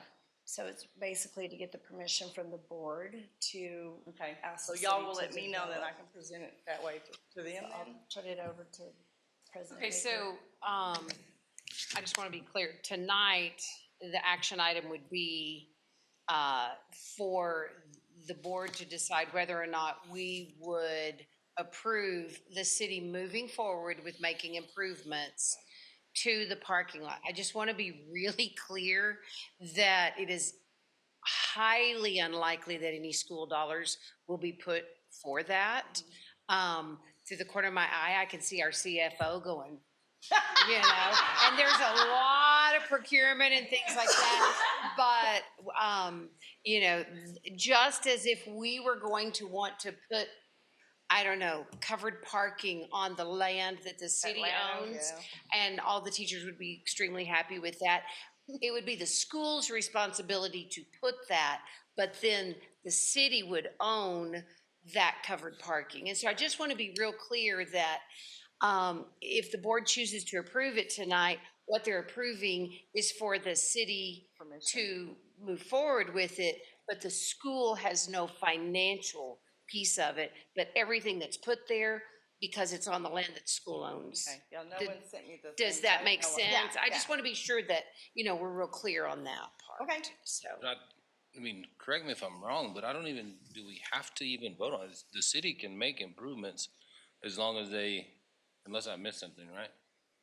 right, I think I mean, for clarity of, so that we look back and And say, say, well, we know what happened, right? when did they decide to do that? Well, we, approved that because it's our property, but we will, certainly, if you guys have the funds and Well, yeah, if we can get it. acquire pushed the to city or $300,000, please let us know where to find that money, so we, but everything's expensive. And I don't think anybody up here or anybody in the room that has gone to watch a child or grandchild, I mean, we all know I call it an abandonment. Everybody just you just leave your car and you just get out. There's no parking or anything. And so, it is a worthy thing. I know it can be a little frustrating. You feel like you're going back and forth, but it's just because of the way it's all set up. No, that's with the fine. But two he just wanted me to properties. start, like I said, I went to the one meeting, then he said, skip me on the 26th of January and told me to come here on the 9th. So that's why I showed up.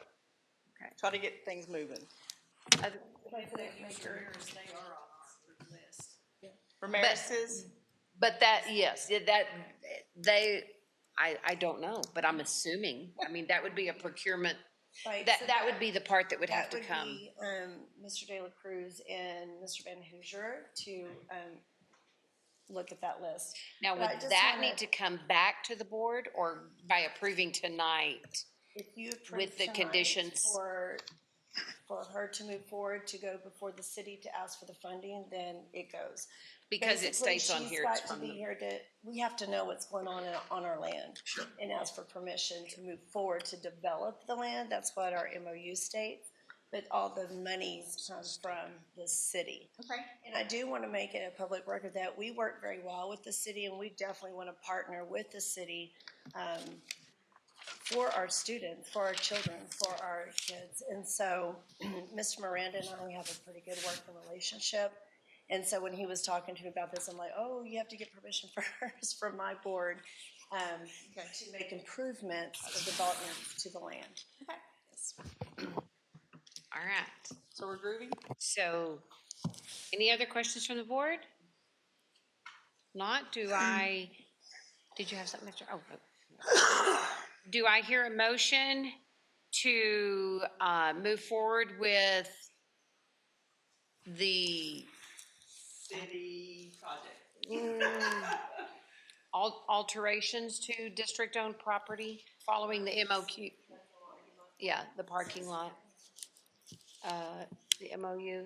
Carrie, am I on the right track for that? Okay, I should say Carrie G.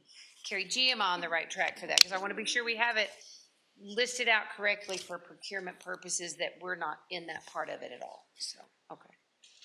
All right, did y'all get that motion? Okay, did I hear a motion for that? That's so moved. Oh, thank you. Can you repeat it? No. No. Do I hear a second? Okay. And thank you. Thank you. Thank you.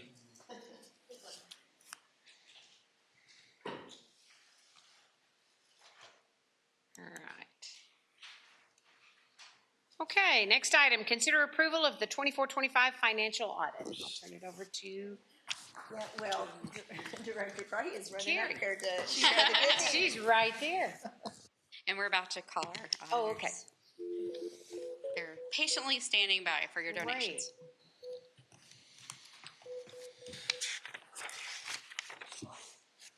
Hi, if you record your name and reason for calling, I'll see if this person is available. Lovington Schools.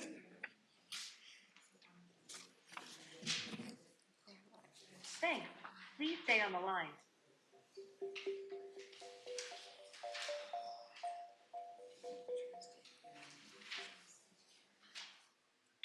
Hello?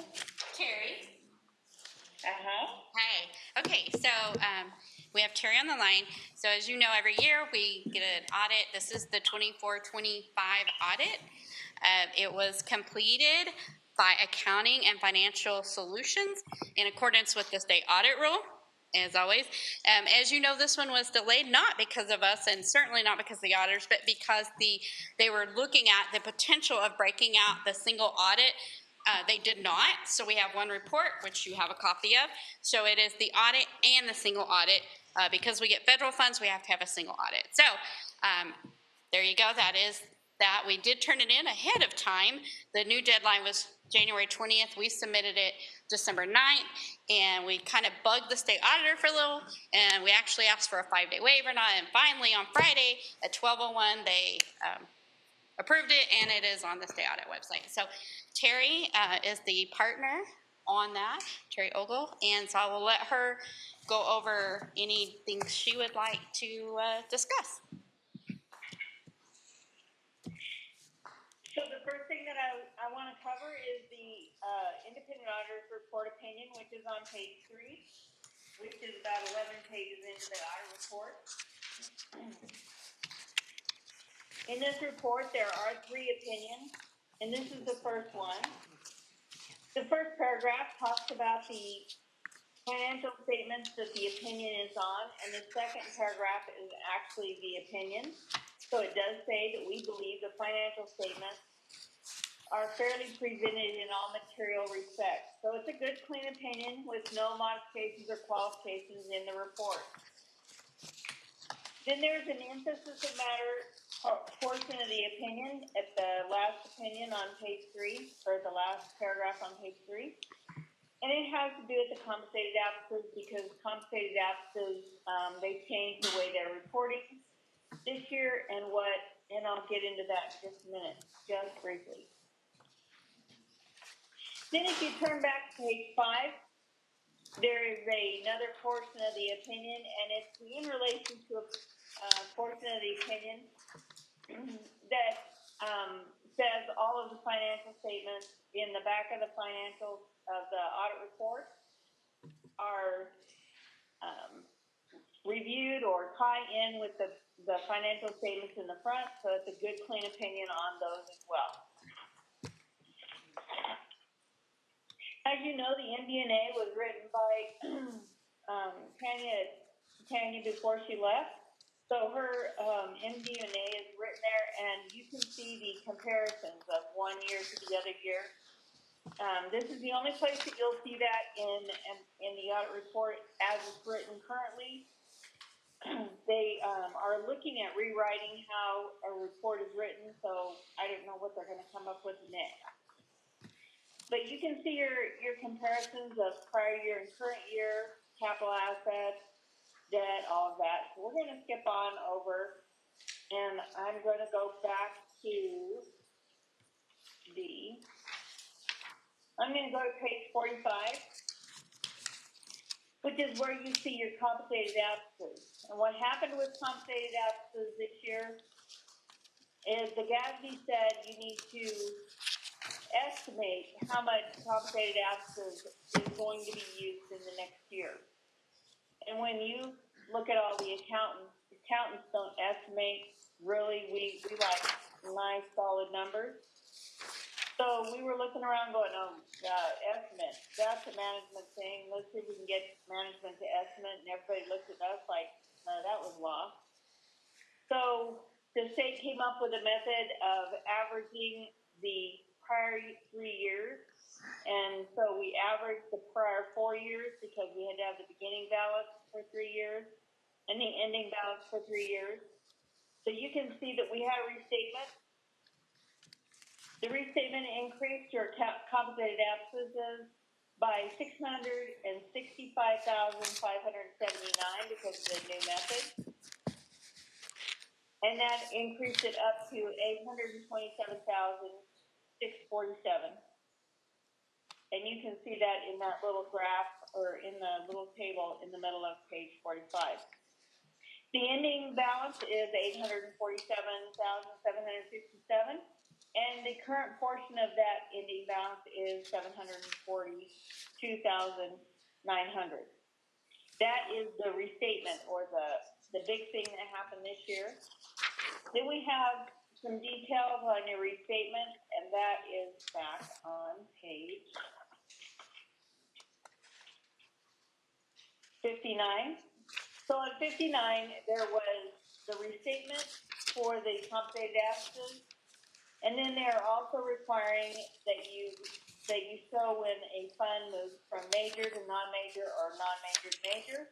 So that was the Medicaid fund. It moved from non-major to major. And then the next column shows the correction of an error. And the detail on the correction of the error is up above. And it has to do with the lease obligations. We amortized it, and the year was off by 1 year. And this year that was discovered, so it was increased, and so that's why that's there. Now we're going to go back to page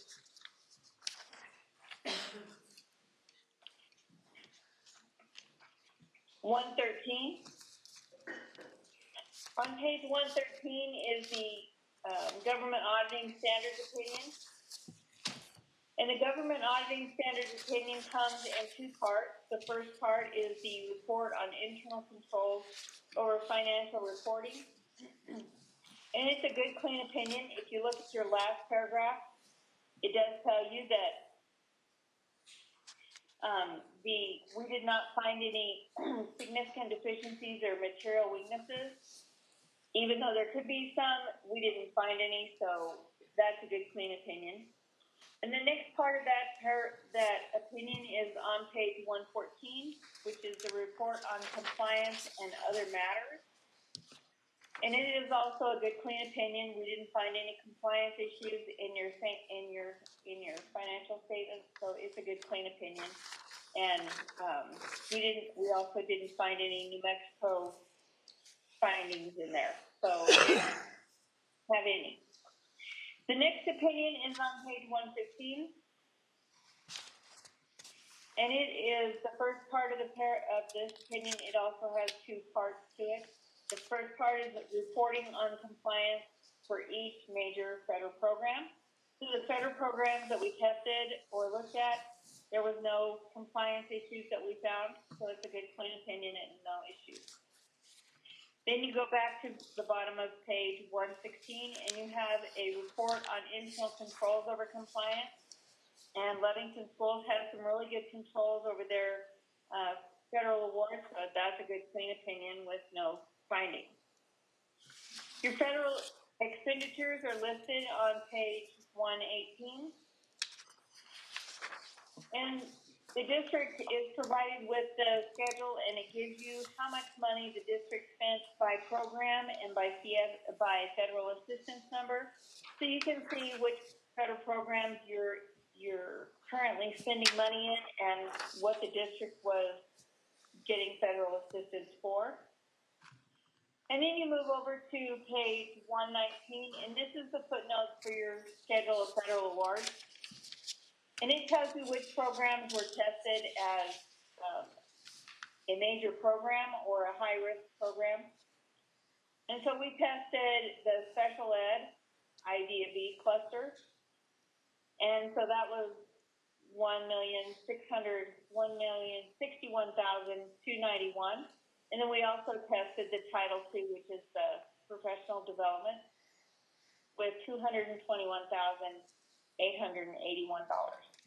So because you're a low-risk auditee, we were required to test 20%, and we tested 28%. And that doesn't mean that we tested 100% of everything in those programs. We still did a random selection and tested your controls. Then we move on to page 120, and this is your reconciliation from the federal revenue that you receive to the federal expenditures that are reported on your SEPA. And so you had $606.3 million in federal revenue, and in federal expenditures, we spent $4.5 million. Then we move on to the schedule of findings and question costs. And the first part of this is the page that tells you when you are done with this report and you're going, I don't remember a thing she said, this is where you look. And it basically summarizes all of the opinions in here. So it says that in your financial statements, you have an unmodified opinion, no material weaknesses, no significant deficiencies, and no non-compliance material to your financial statement. In your federal awards, it says in internal controls over major programs, you have no significant deficiencies and no material weaknesses. I read that backwards. And then you have no question costs in your federal award. It again tells you which programs were tested as the federal program.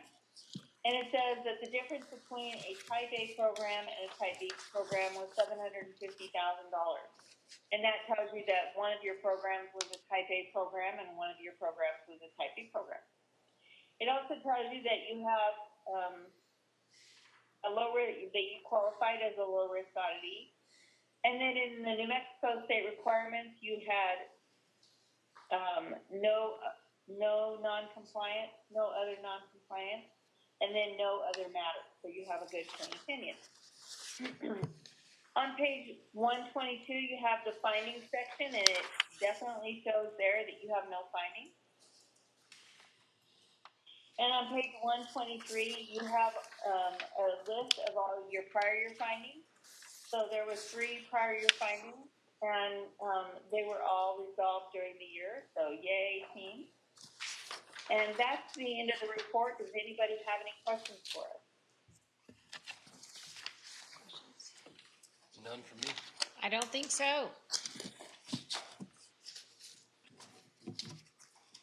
Okay, you guys can continue on with your meeting. All right. Thank you very much, Terry. Appreciate it. You guys have a good day. Thank you.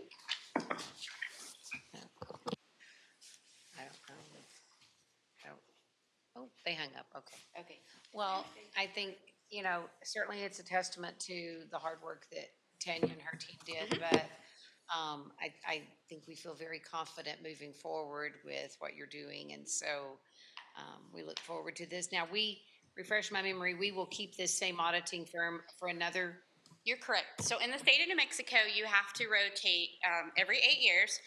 They are in this year that they're about to audit will be the 6th year. Okay. So we can, in 25, 26. So when they come back and they audit the year that we're in, we can choose to either go out for 2 years and keep them, or, so we can discuss that at this time. But this year we do not have to go out this spring. It'll be next spring that we have to go out for new auditors. Okay. And then they'll be eligible for 2 more years. Questions? Anything? All right, thank you, Carrie. Okay, so do I have a motion to approve the audit as presented? I'll move. Okay.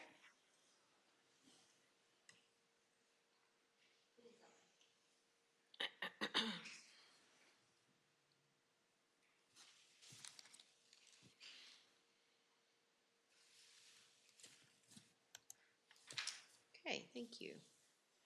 All right, next item, review of teacher housing lease agreement. Yes, ma'am. The board discussed in the fall of 2025 of restructuring the lease, and so you wanted me to bring it back up to your attention.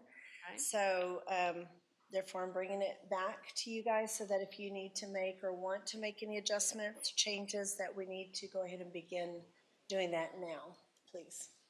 Okay, well, I'm gonna open it up to the board for questions, but I think, we all agree that this has been a tremendous asset to our district. And do we have the questions that come to mind for me, and there may be other questions from other board members. First of all, do we have a waiting list? We do have a waiting list with one on the waiting list. We have 10 apartments or 5 units with 4 that will come open. Okay. Okay, so right now, all 10 are occupied. That is correct. Because I know sometimes we're doing some maintenance, on one or staggered or something. Am I wrong about that, Mr. De La Cruz? You're correct on that, but we had a teacher that left before Christmas, and we had somebody on the list, and they were able to move in as soon as we got back from Christmas break. Okay. And normally, we do have some people that come up on the list, but we were lucky enough to be able to accommodate everybody that was on the list. So. And we try to do a lot of work in the summertime. When we have people that are moving out, it gives us a short window to work on it. So. Well, I know that part of the conversation we had in the fall was a concern over the 2 years, given the lack of available housing right now for our teachers.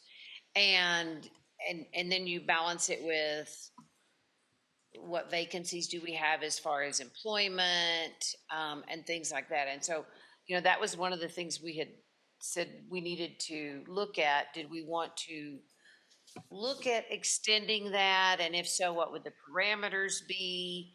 But certainly we would need to let occupants know. So, questions, comments from the board on this?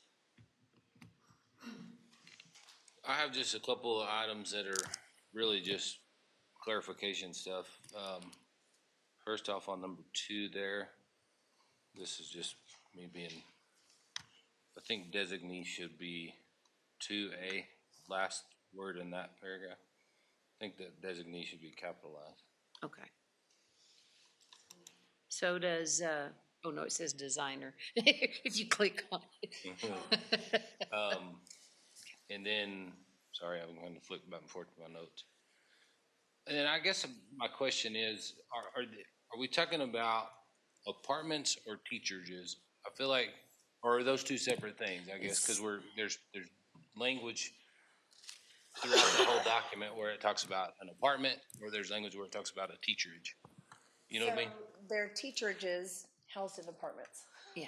So. Teacher but housing. What you're saying is we need to make sure the language Sure. is correct throughout. It's correct throughout. And then that also with that is, and I think I brought this up last time, is it talks about a teacherage agent, but then it also talks about the superintendent or his or her designee. Are those the same people, or are those separate people? It's the same. Right. So we need to so it clear just that. needs to be clarified throughout the thing. I think it kind of goes back and forth, and then even at the end, where it talks about the end of year, it starts talking about lessee and lessor. Well, that's not defined anywhere else, although we should know what that means, but Define. just looking at things, I think that needs to be. Okay. But I also, on teacherage agent, I could see where there's some things that the superintendent or your designee would make a decision on, and then there's some things that the teacherage agent would make a decision on, I guess. That's what I was questioning, I guess. Okay.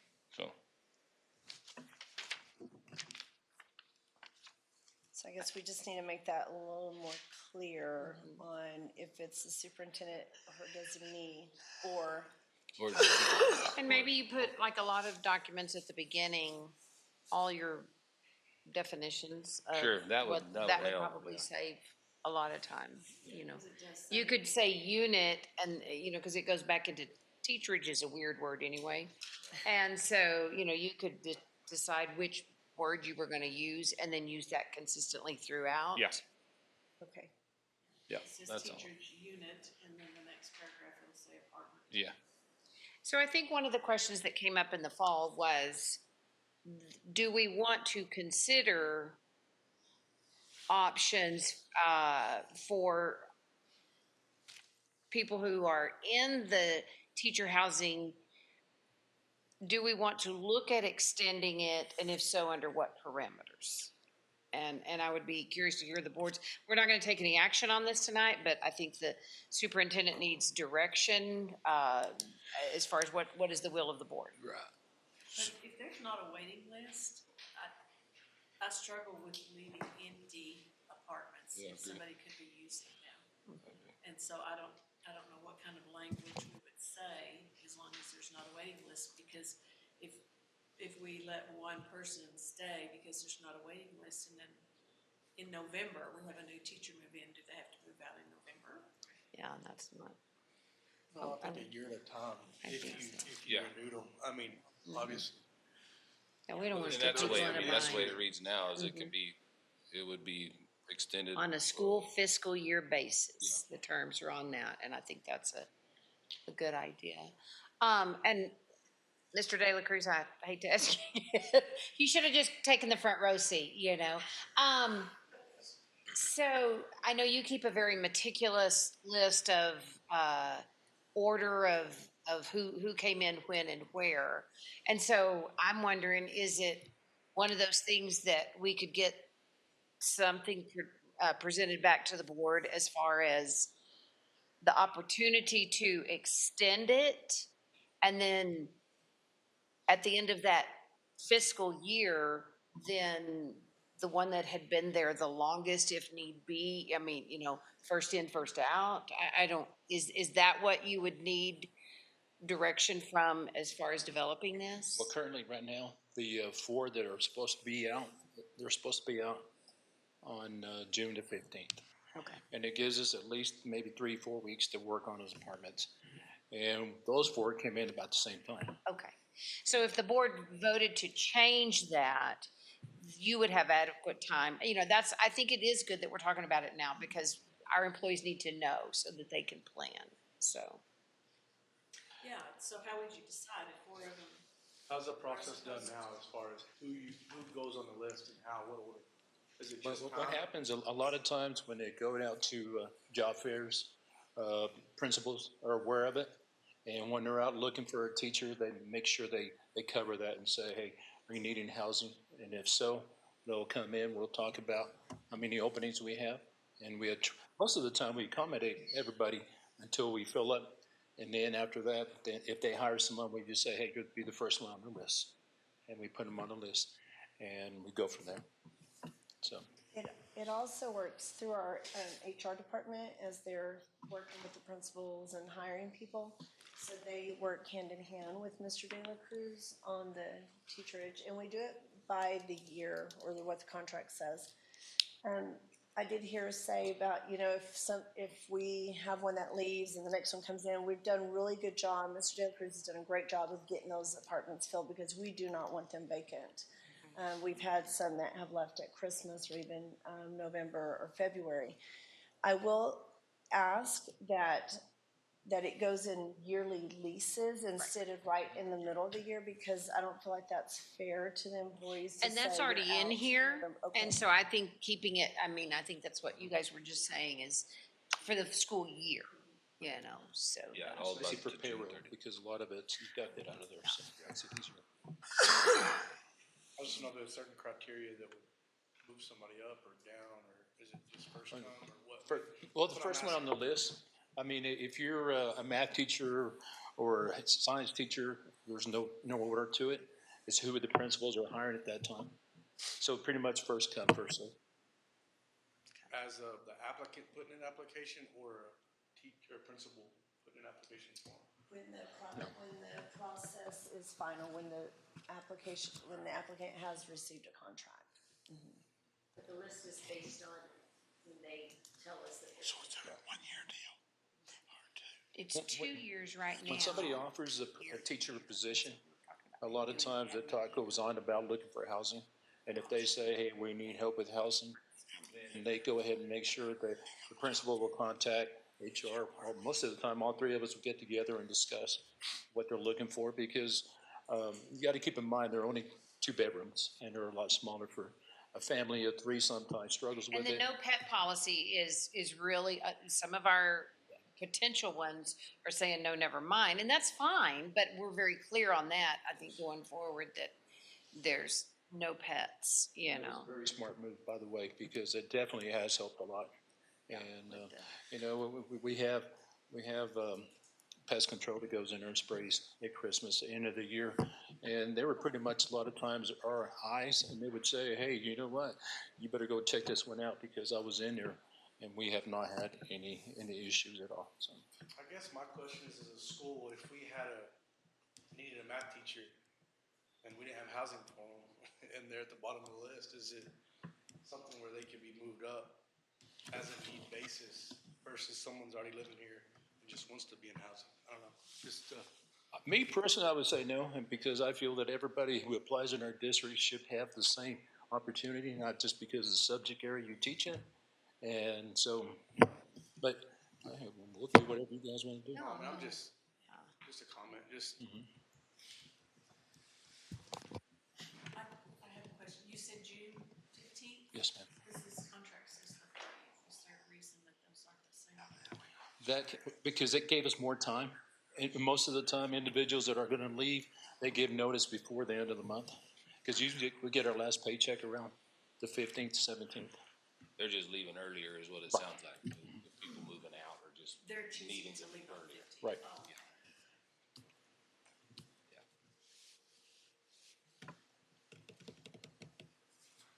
So,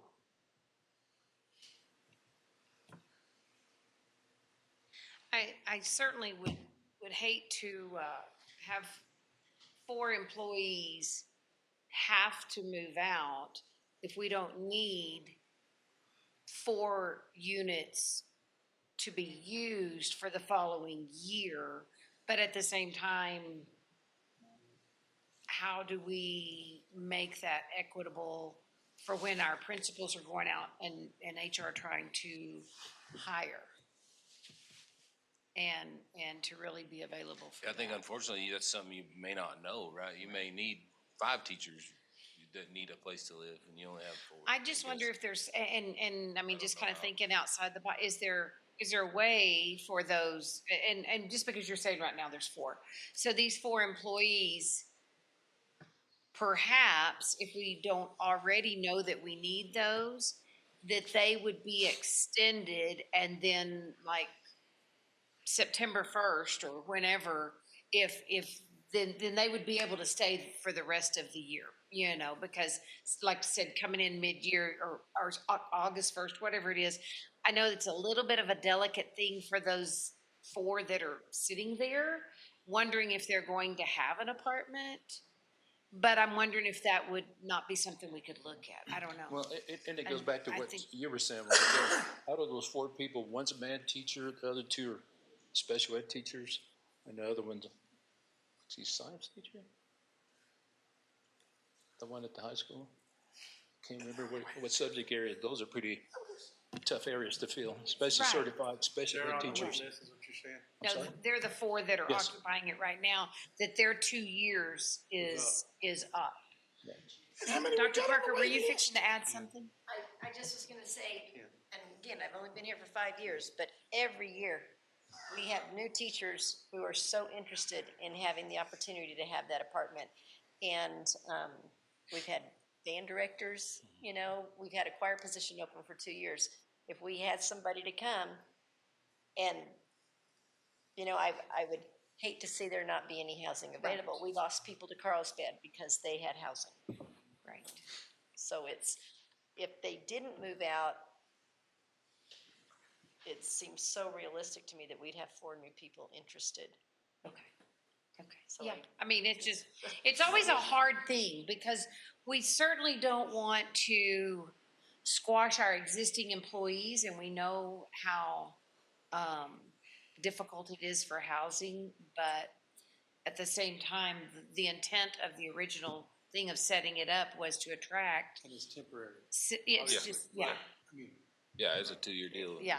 And I think this document addresses that if the teacherage is vacant, then at y'all's own discretion, you can go find somebody if it's a 4-year teacher that needs a place to live, right? I mean, that can be offered to them. And they've If, requested.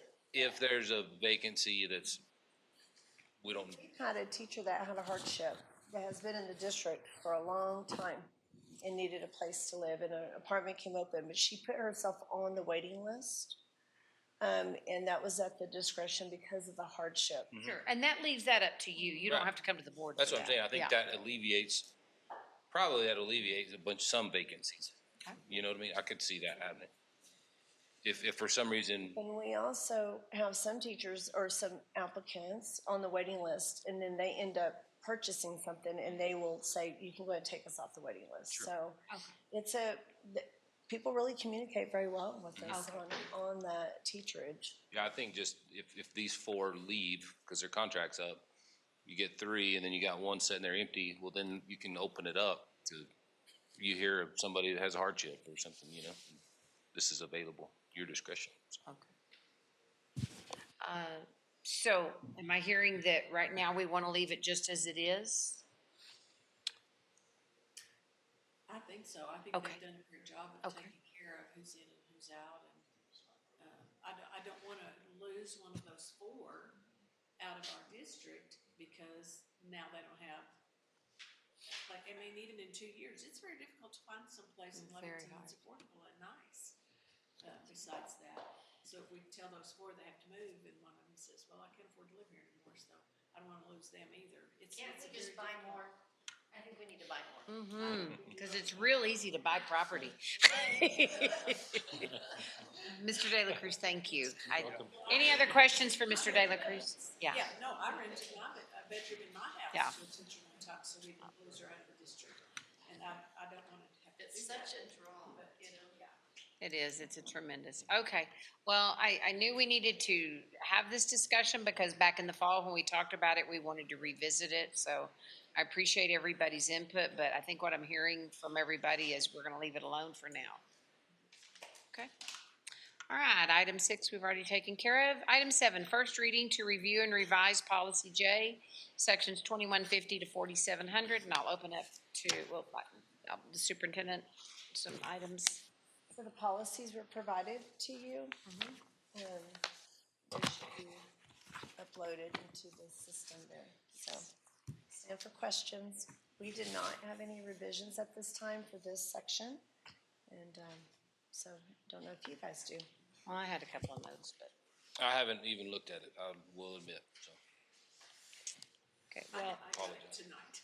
okay. yeah, me too, Well, I'm gonna say, over here on, J 3150, where we get into the cell phones and electronic devices, one of the things that concerns me, it had nothing to do with cell phones, so everybody can breathe a sigh of relief.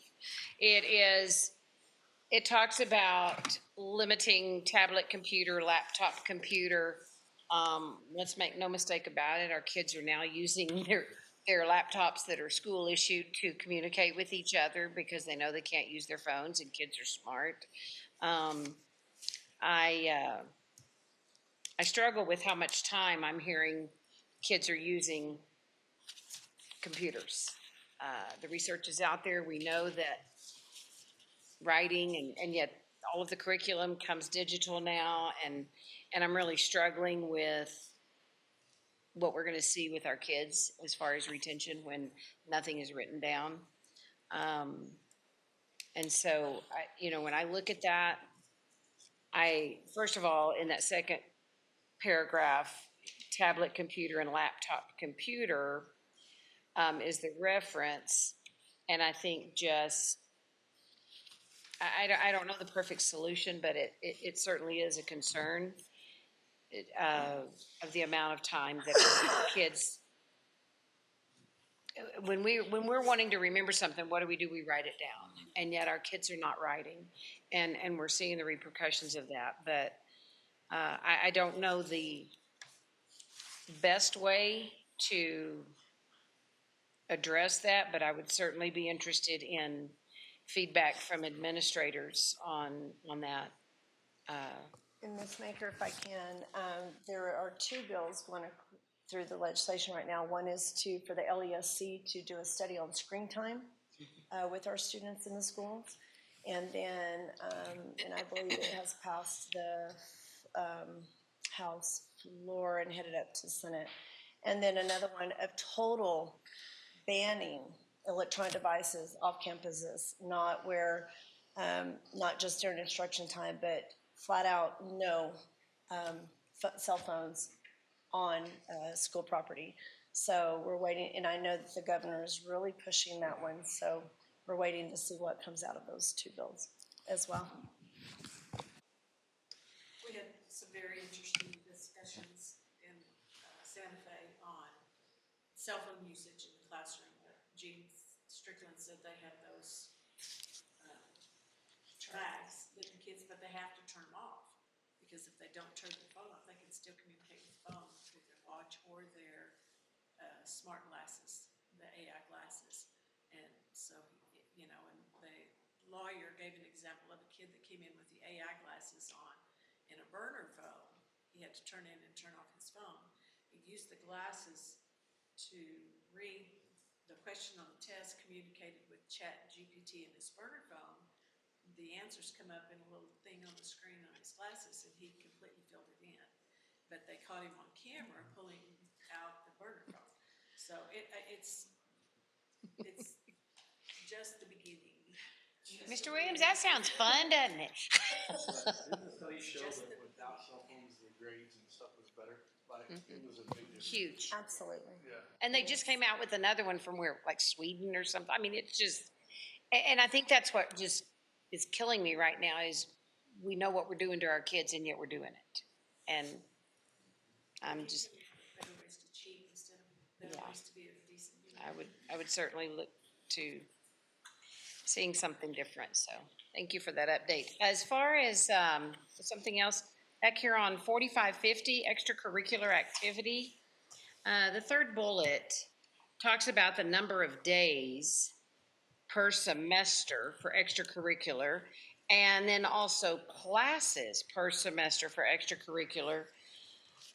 I guess my question is, how is that even kept up with? Because when I started looking at just from January through the end of the year, for if you have a student that's in the band that plays basketball, that also plays golf and Skills USA, the amount of time they're missing school is mind-boggling. Now, granted, many times those students are excellent students, but not all of them are. And so to what end, and I don't know if that's a Mr. Murad question, or I don't really know, to what end, how do we monitor that? Because especially the part where it says 15 times per class, and many times they leave, you know, sixth period, seventh period, whatever that is to get to. But I mean, golf is every Monday and Tuesday throughout spring, and that's because the golf courses won't permit it. And I think there's going to have to be some pushback from schools at some point because the amount of school our kids are missing is huge. So I guess my question is, how do we monitor that? Yes, I mean, and is the 15 days, is that, I didn't look it up, is that NMAA? Is that our district, do you know? And we can look at later, this is first reading. Sure, but I'm, one of the things I told Mrs. Q is I'm blown away by the amount of time that our kids are out of class. This doesn't happen where I'm from, but our state is so much bigger than where I'm from too. Right. The kids have to travel so far to go to games. But it's not just the kids, our teachers are missing a lot of That was the second part. If a math teacher or a science teacher is missing all these days, that hurts our kids. I don't have a solution. I'm still getting my mind around how this all works, and our kids are out a lot. I mean, we're leaving at, 8 o'clock in the morning for football games sometimes. Right. And I just, when I see that, attendance must be maintained, shall not be absent for more than 15 days, 15 classes. I just didn't know if we had any kind of a system, or we just hope for the best, or. Is it measured is what she's asking? Not by me, no. Well, yeah, I mean, I just looked at the golf schedule. There's 13 days they're gonna 13 be. days. And then if you're in, so is it? 10 days for band and choir. The and rest it's of them not are just fine. limited to one activity, you know what I mean? It's all activities. Yeah, and that's why, you know, if somebody just plays golf, they're still missing 13 days, which is very concerning in a semester.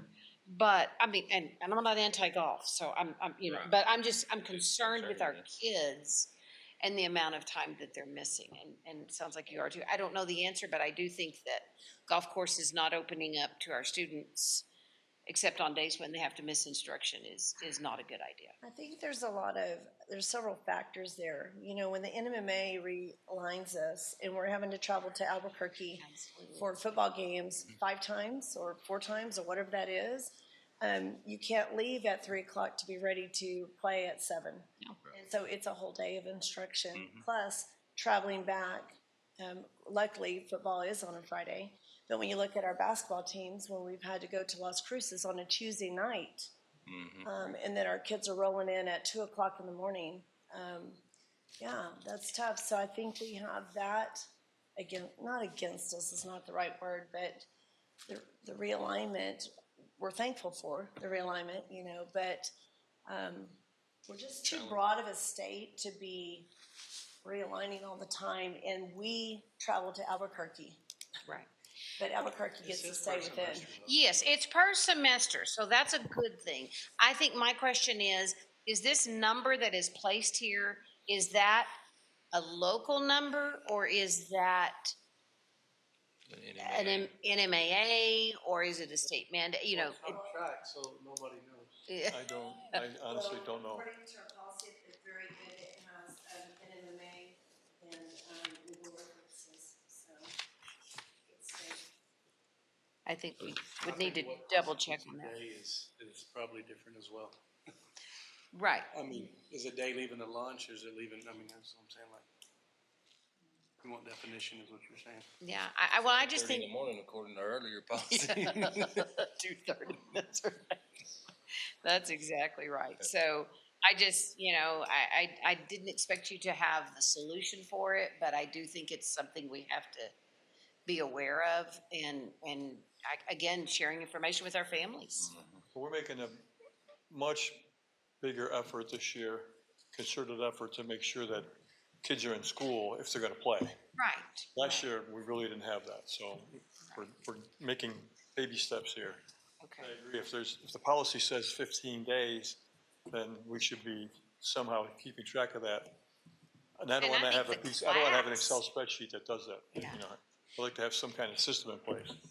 And where it says no class shall be missed in excess of 15 days, and I think it goes exactly back to what we have to leave so early to go to things. And so that's the piece that I would be curious to get clarification on. How much wiggle room do we have in this as a district to be able to modify that to best fit our community? Because of the realization of having to take these really long trips. So maybe that's something that could be checked on. And that's our policy. It is our policy, but then there's references at the bottom, but I just want to make sure. The state of New Mexico doesn't really have an attendance policy. That's true. It doesn't, so you're, Not in there's no general. violation for missing. You can miss 50 days of school and still get credit in New Mexico. First, I know, right? Well, it's part of the accreditation, we get penalized for that, and then if a kid is missing 50 days of school, then. They shouldn't be passing, right, the rigor has to be Now this is. in there somewhere. It says 15 absences per semester. It does. So we are following the And NMA. are expecting. Yeah, the NMA is not Recommends or gonna track that. mandates. They trust the schools Not to a maximum of 15 activities. keep track of their kids. This is per semester. Okay. Passing or on standard, I don't think it really matters personally, but Yeah. that's just me, I mean, I'm assuming you have to pass the play, so is it really an issue? That's a longer debate. We don't wanna do that now, but Okay. All right. Well, I think just some, I mean, as far as a correction on there wouldn't be if it's following the NMAA guidelines. I was just curious what flexibility we had with that. So, It does say, New Mexico Tennis Association Handbook, Section 6. okay. Okay. Point two. That's all I had on that. Thank you, Mr. Murad. Okay, any other questions on this policy? It is first reading. Feel free to reach out to the superintendent between now and next month if you have any questions. This says it's New Mexico State statute, Okay. 22 There went the flexibility. 2.1. Local school district is required to enforce that a student shall not be absent from school in excess of 15 days per semester. No class shall be missed in excess of 15 times per semester. So they it's took exactly it what the verbatim. language- No. Okay. Yeah. Okay. We're gonna leave that alone. All right, thank you.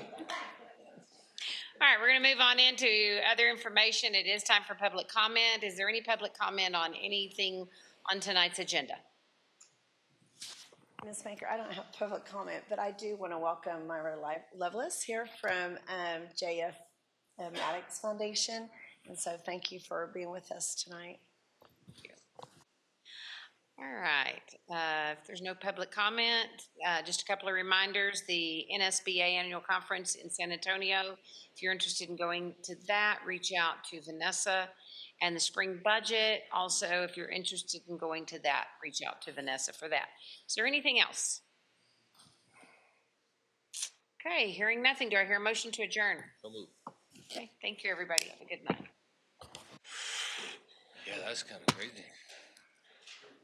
I know. See, I saw that and I was like, extracurricular, that covers Everything. all the things. And that's why I started figuring like band. And I thought, you've got these kids that are really good. Sure. And they're able to maintain their stuff. But I don't know. I don't want us getting caught in a bind on something. Well, and it says that the secretary may issue a waiver relating to the number of absences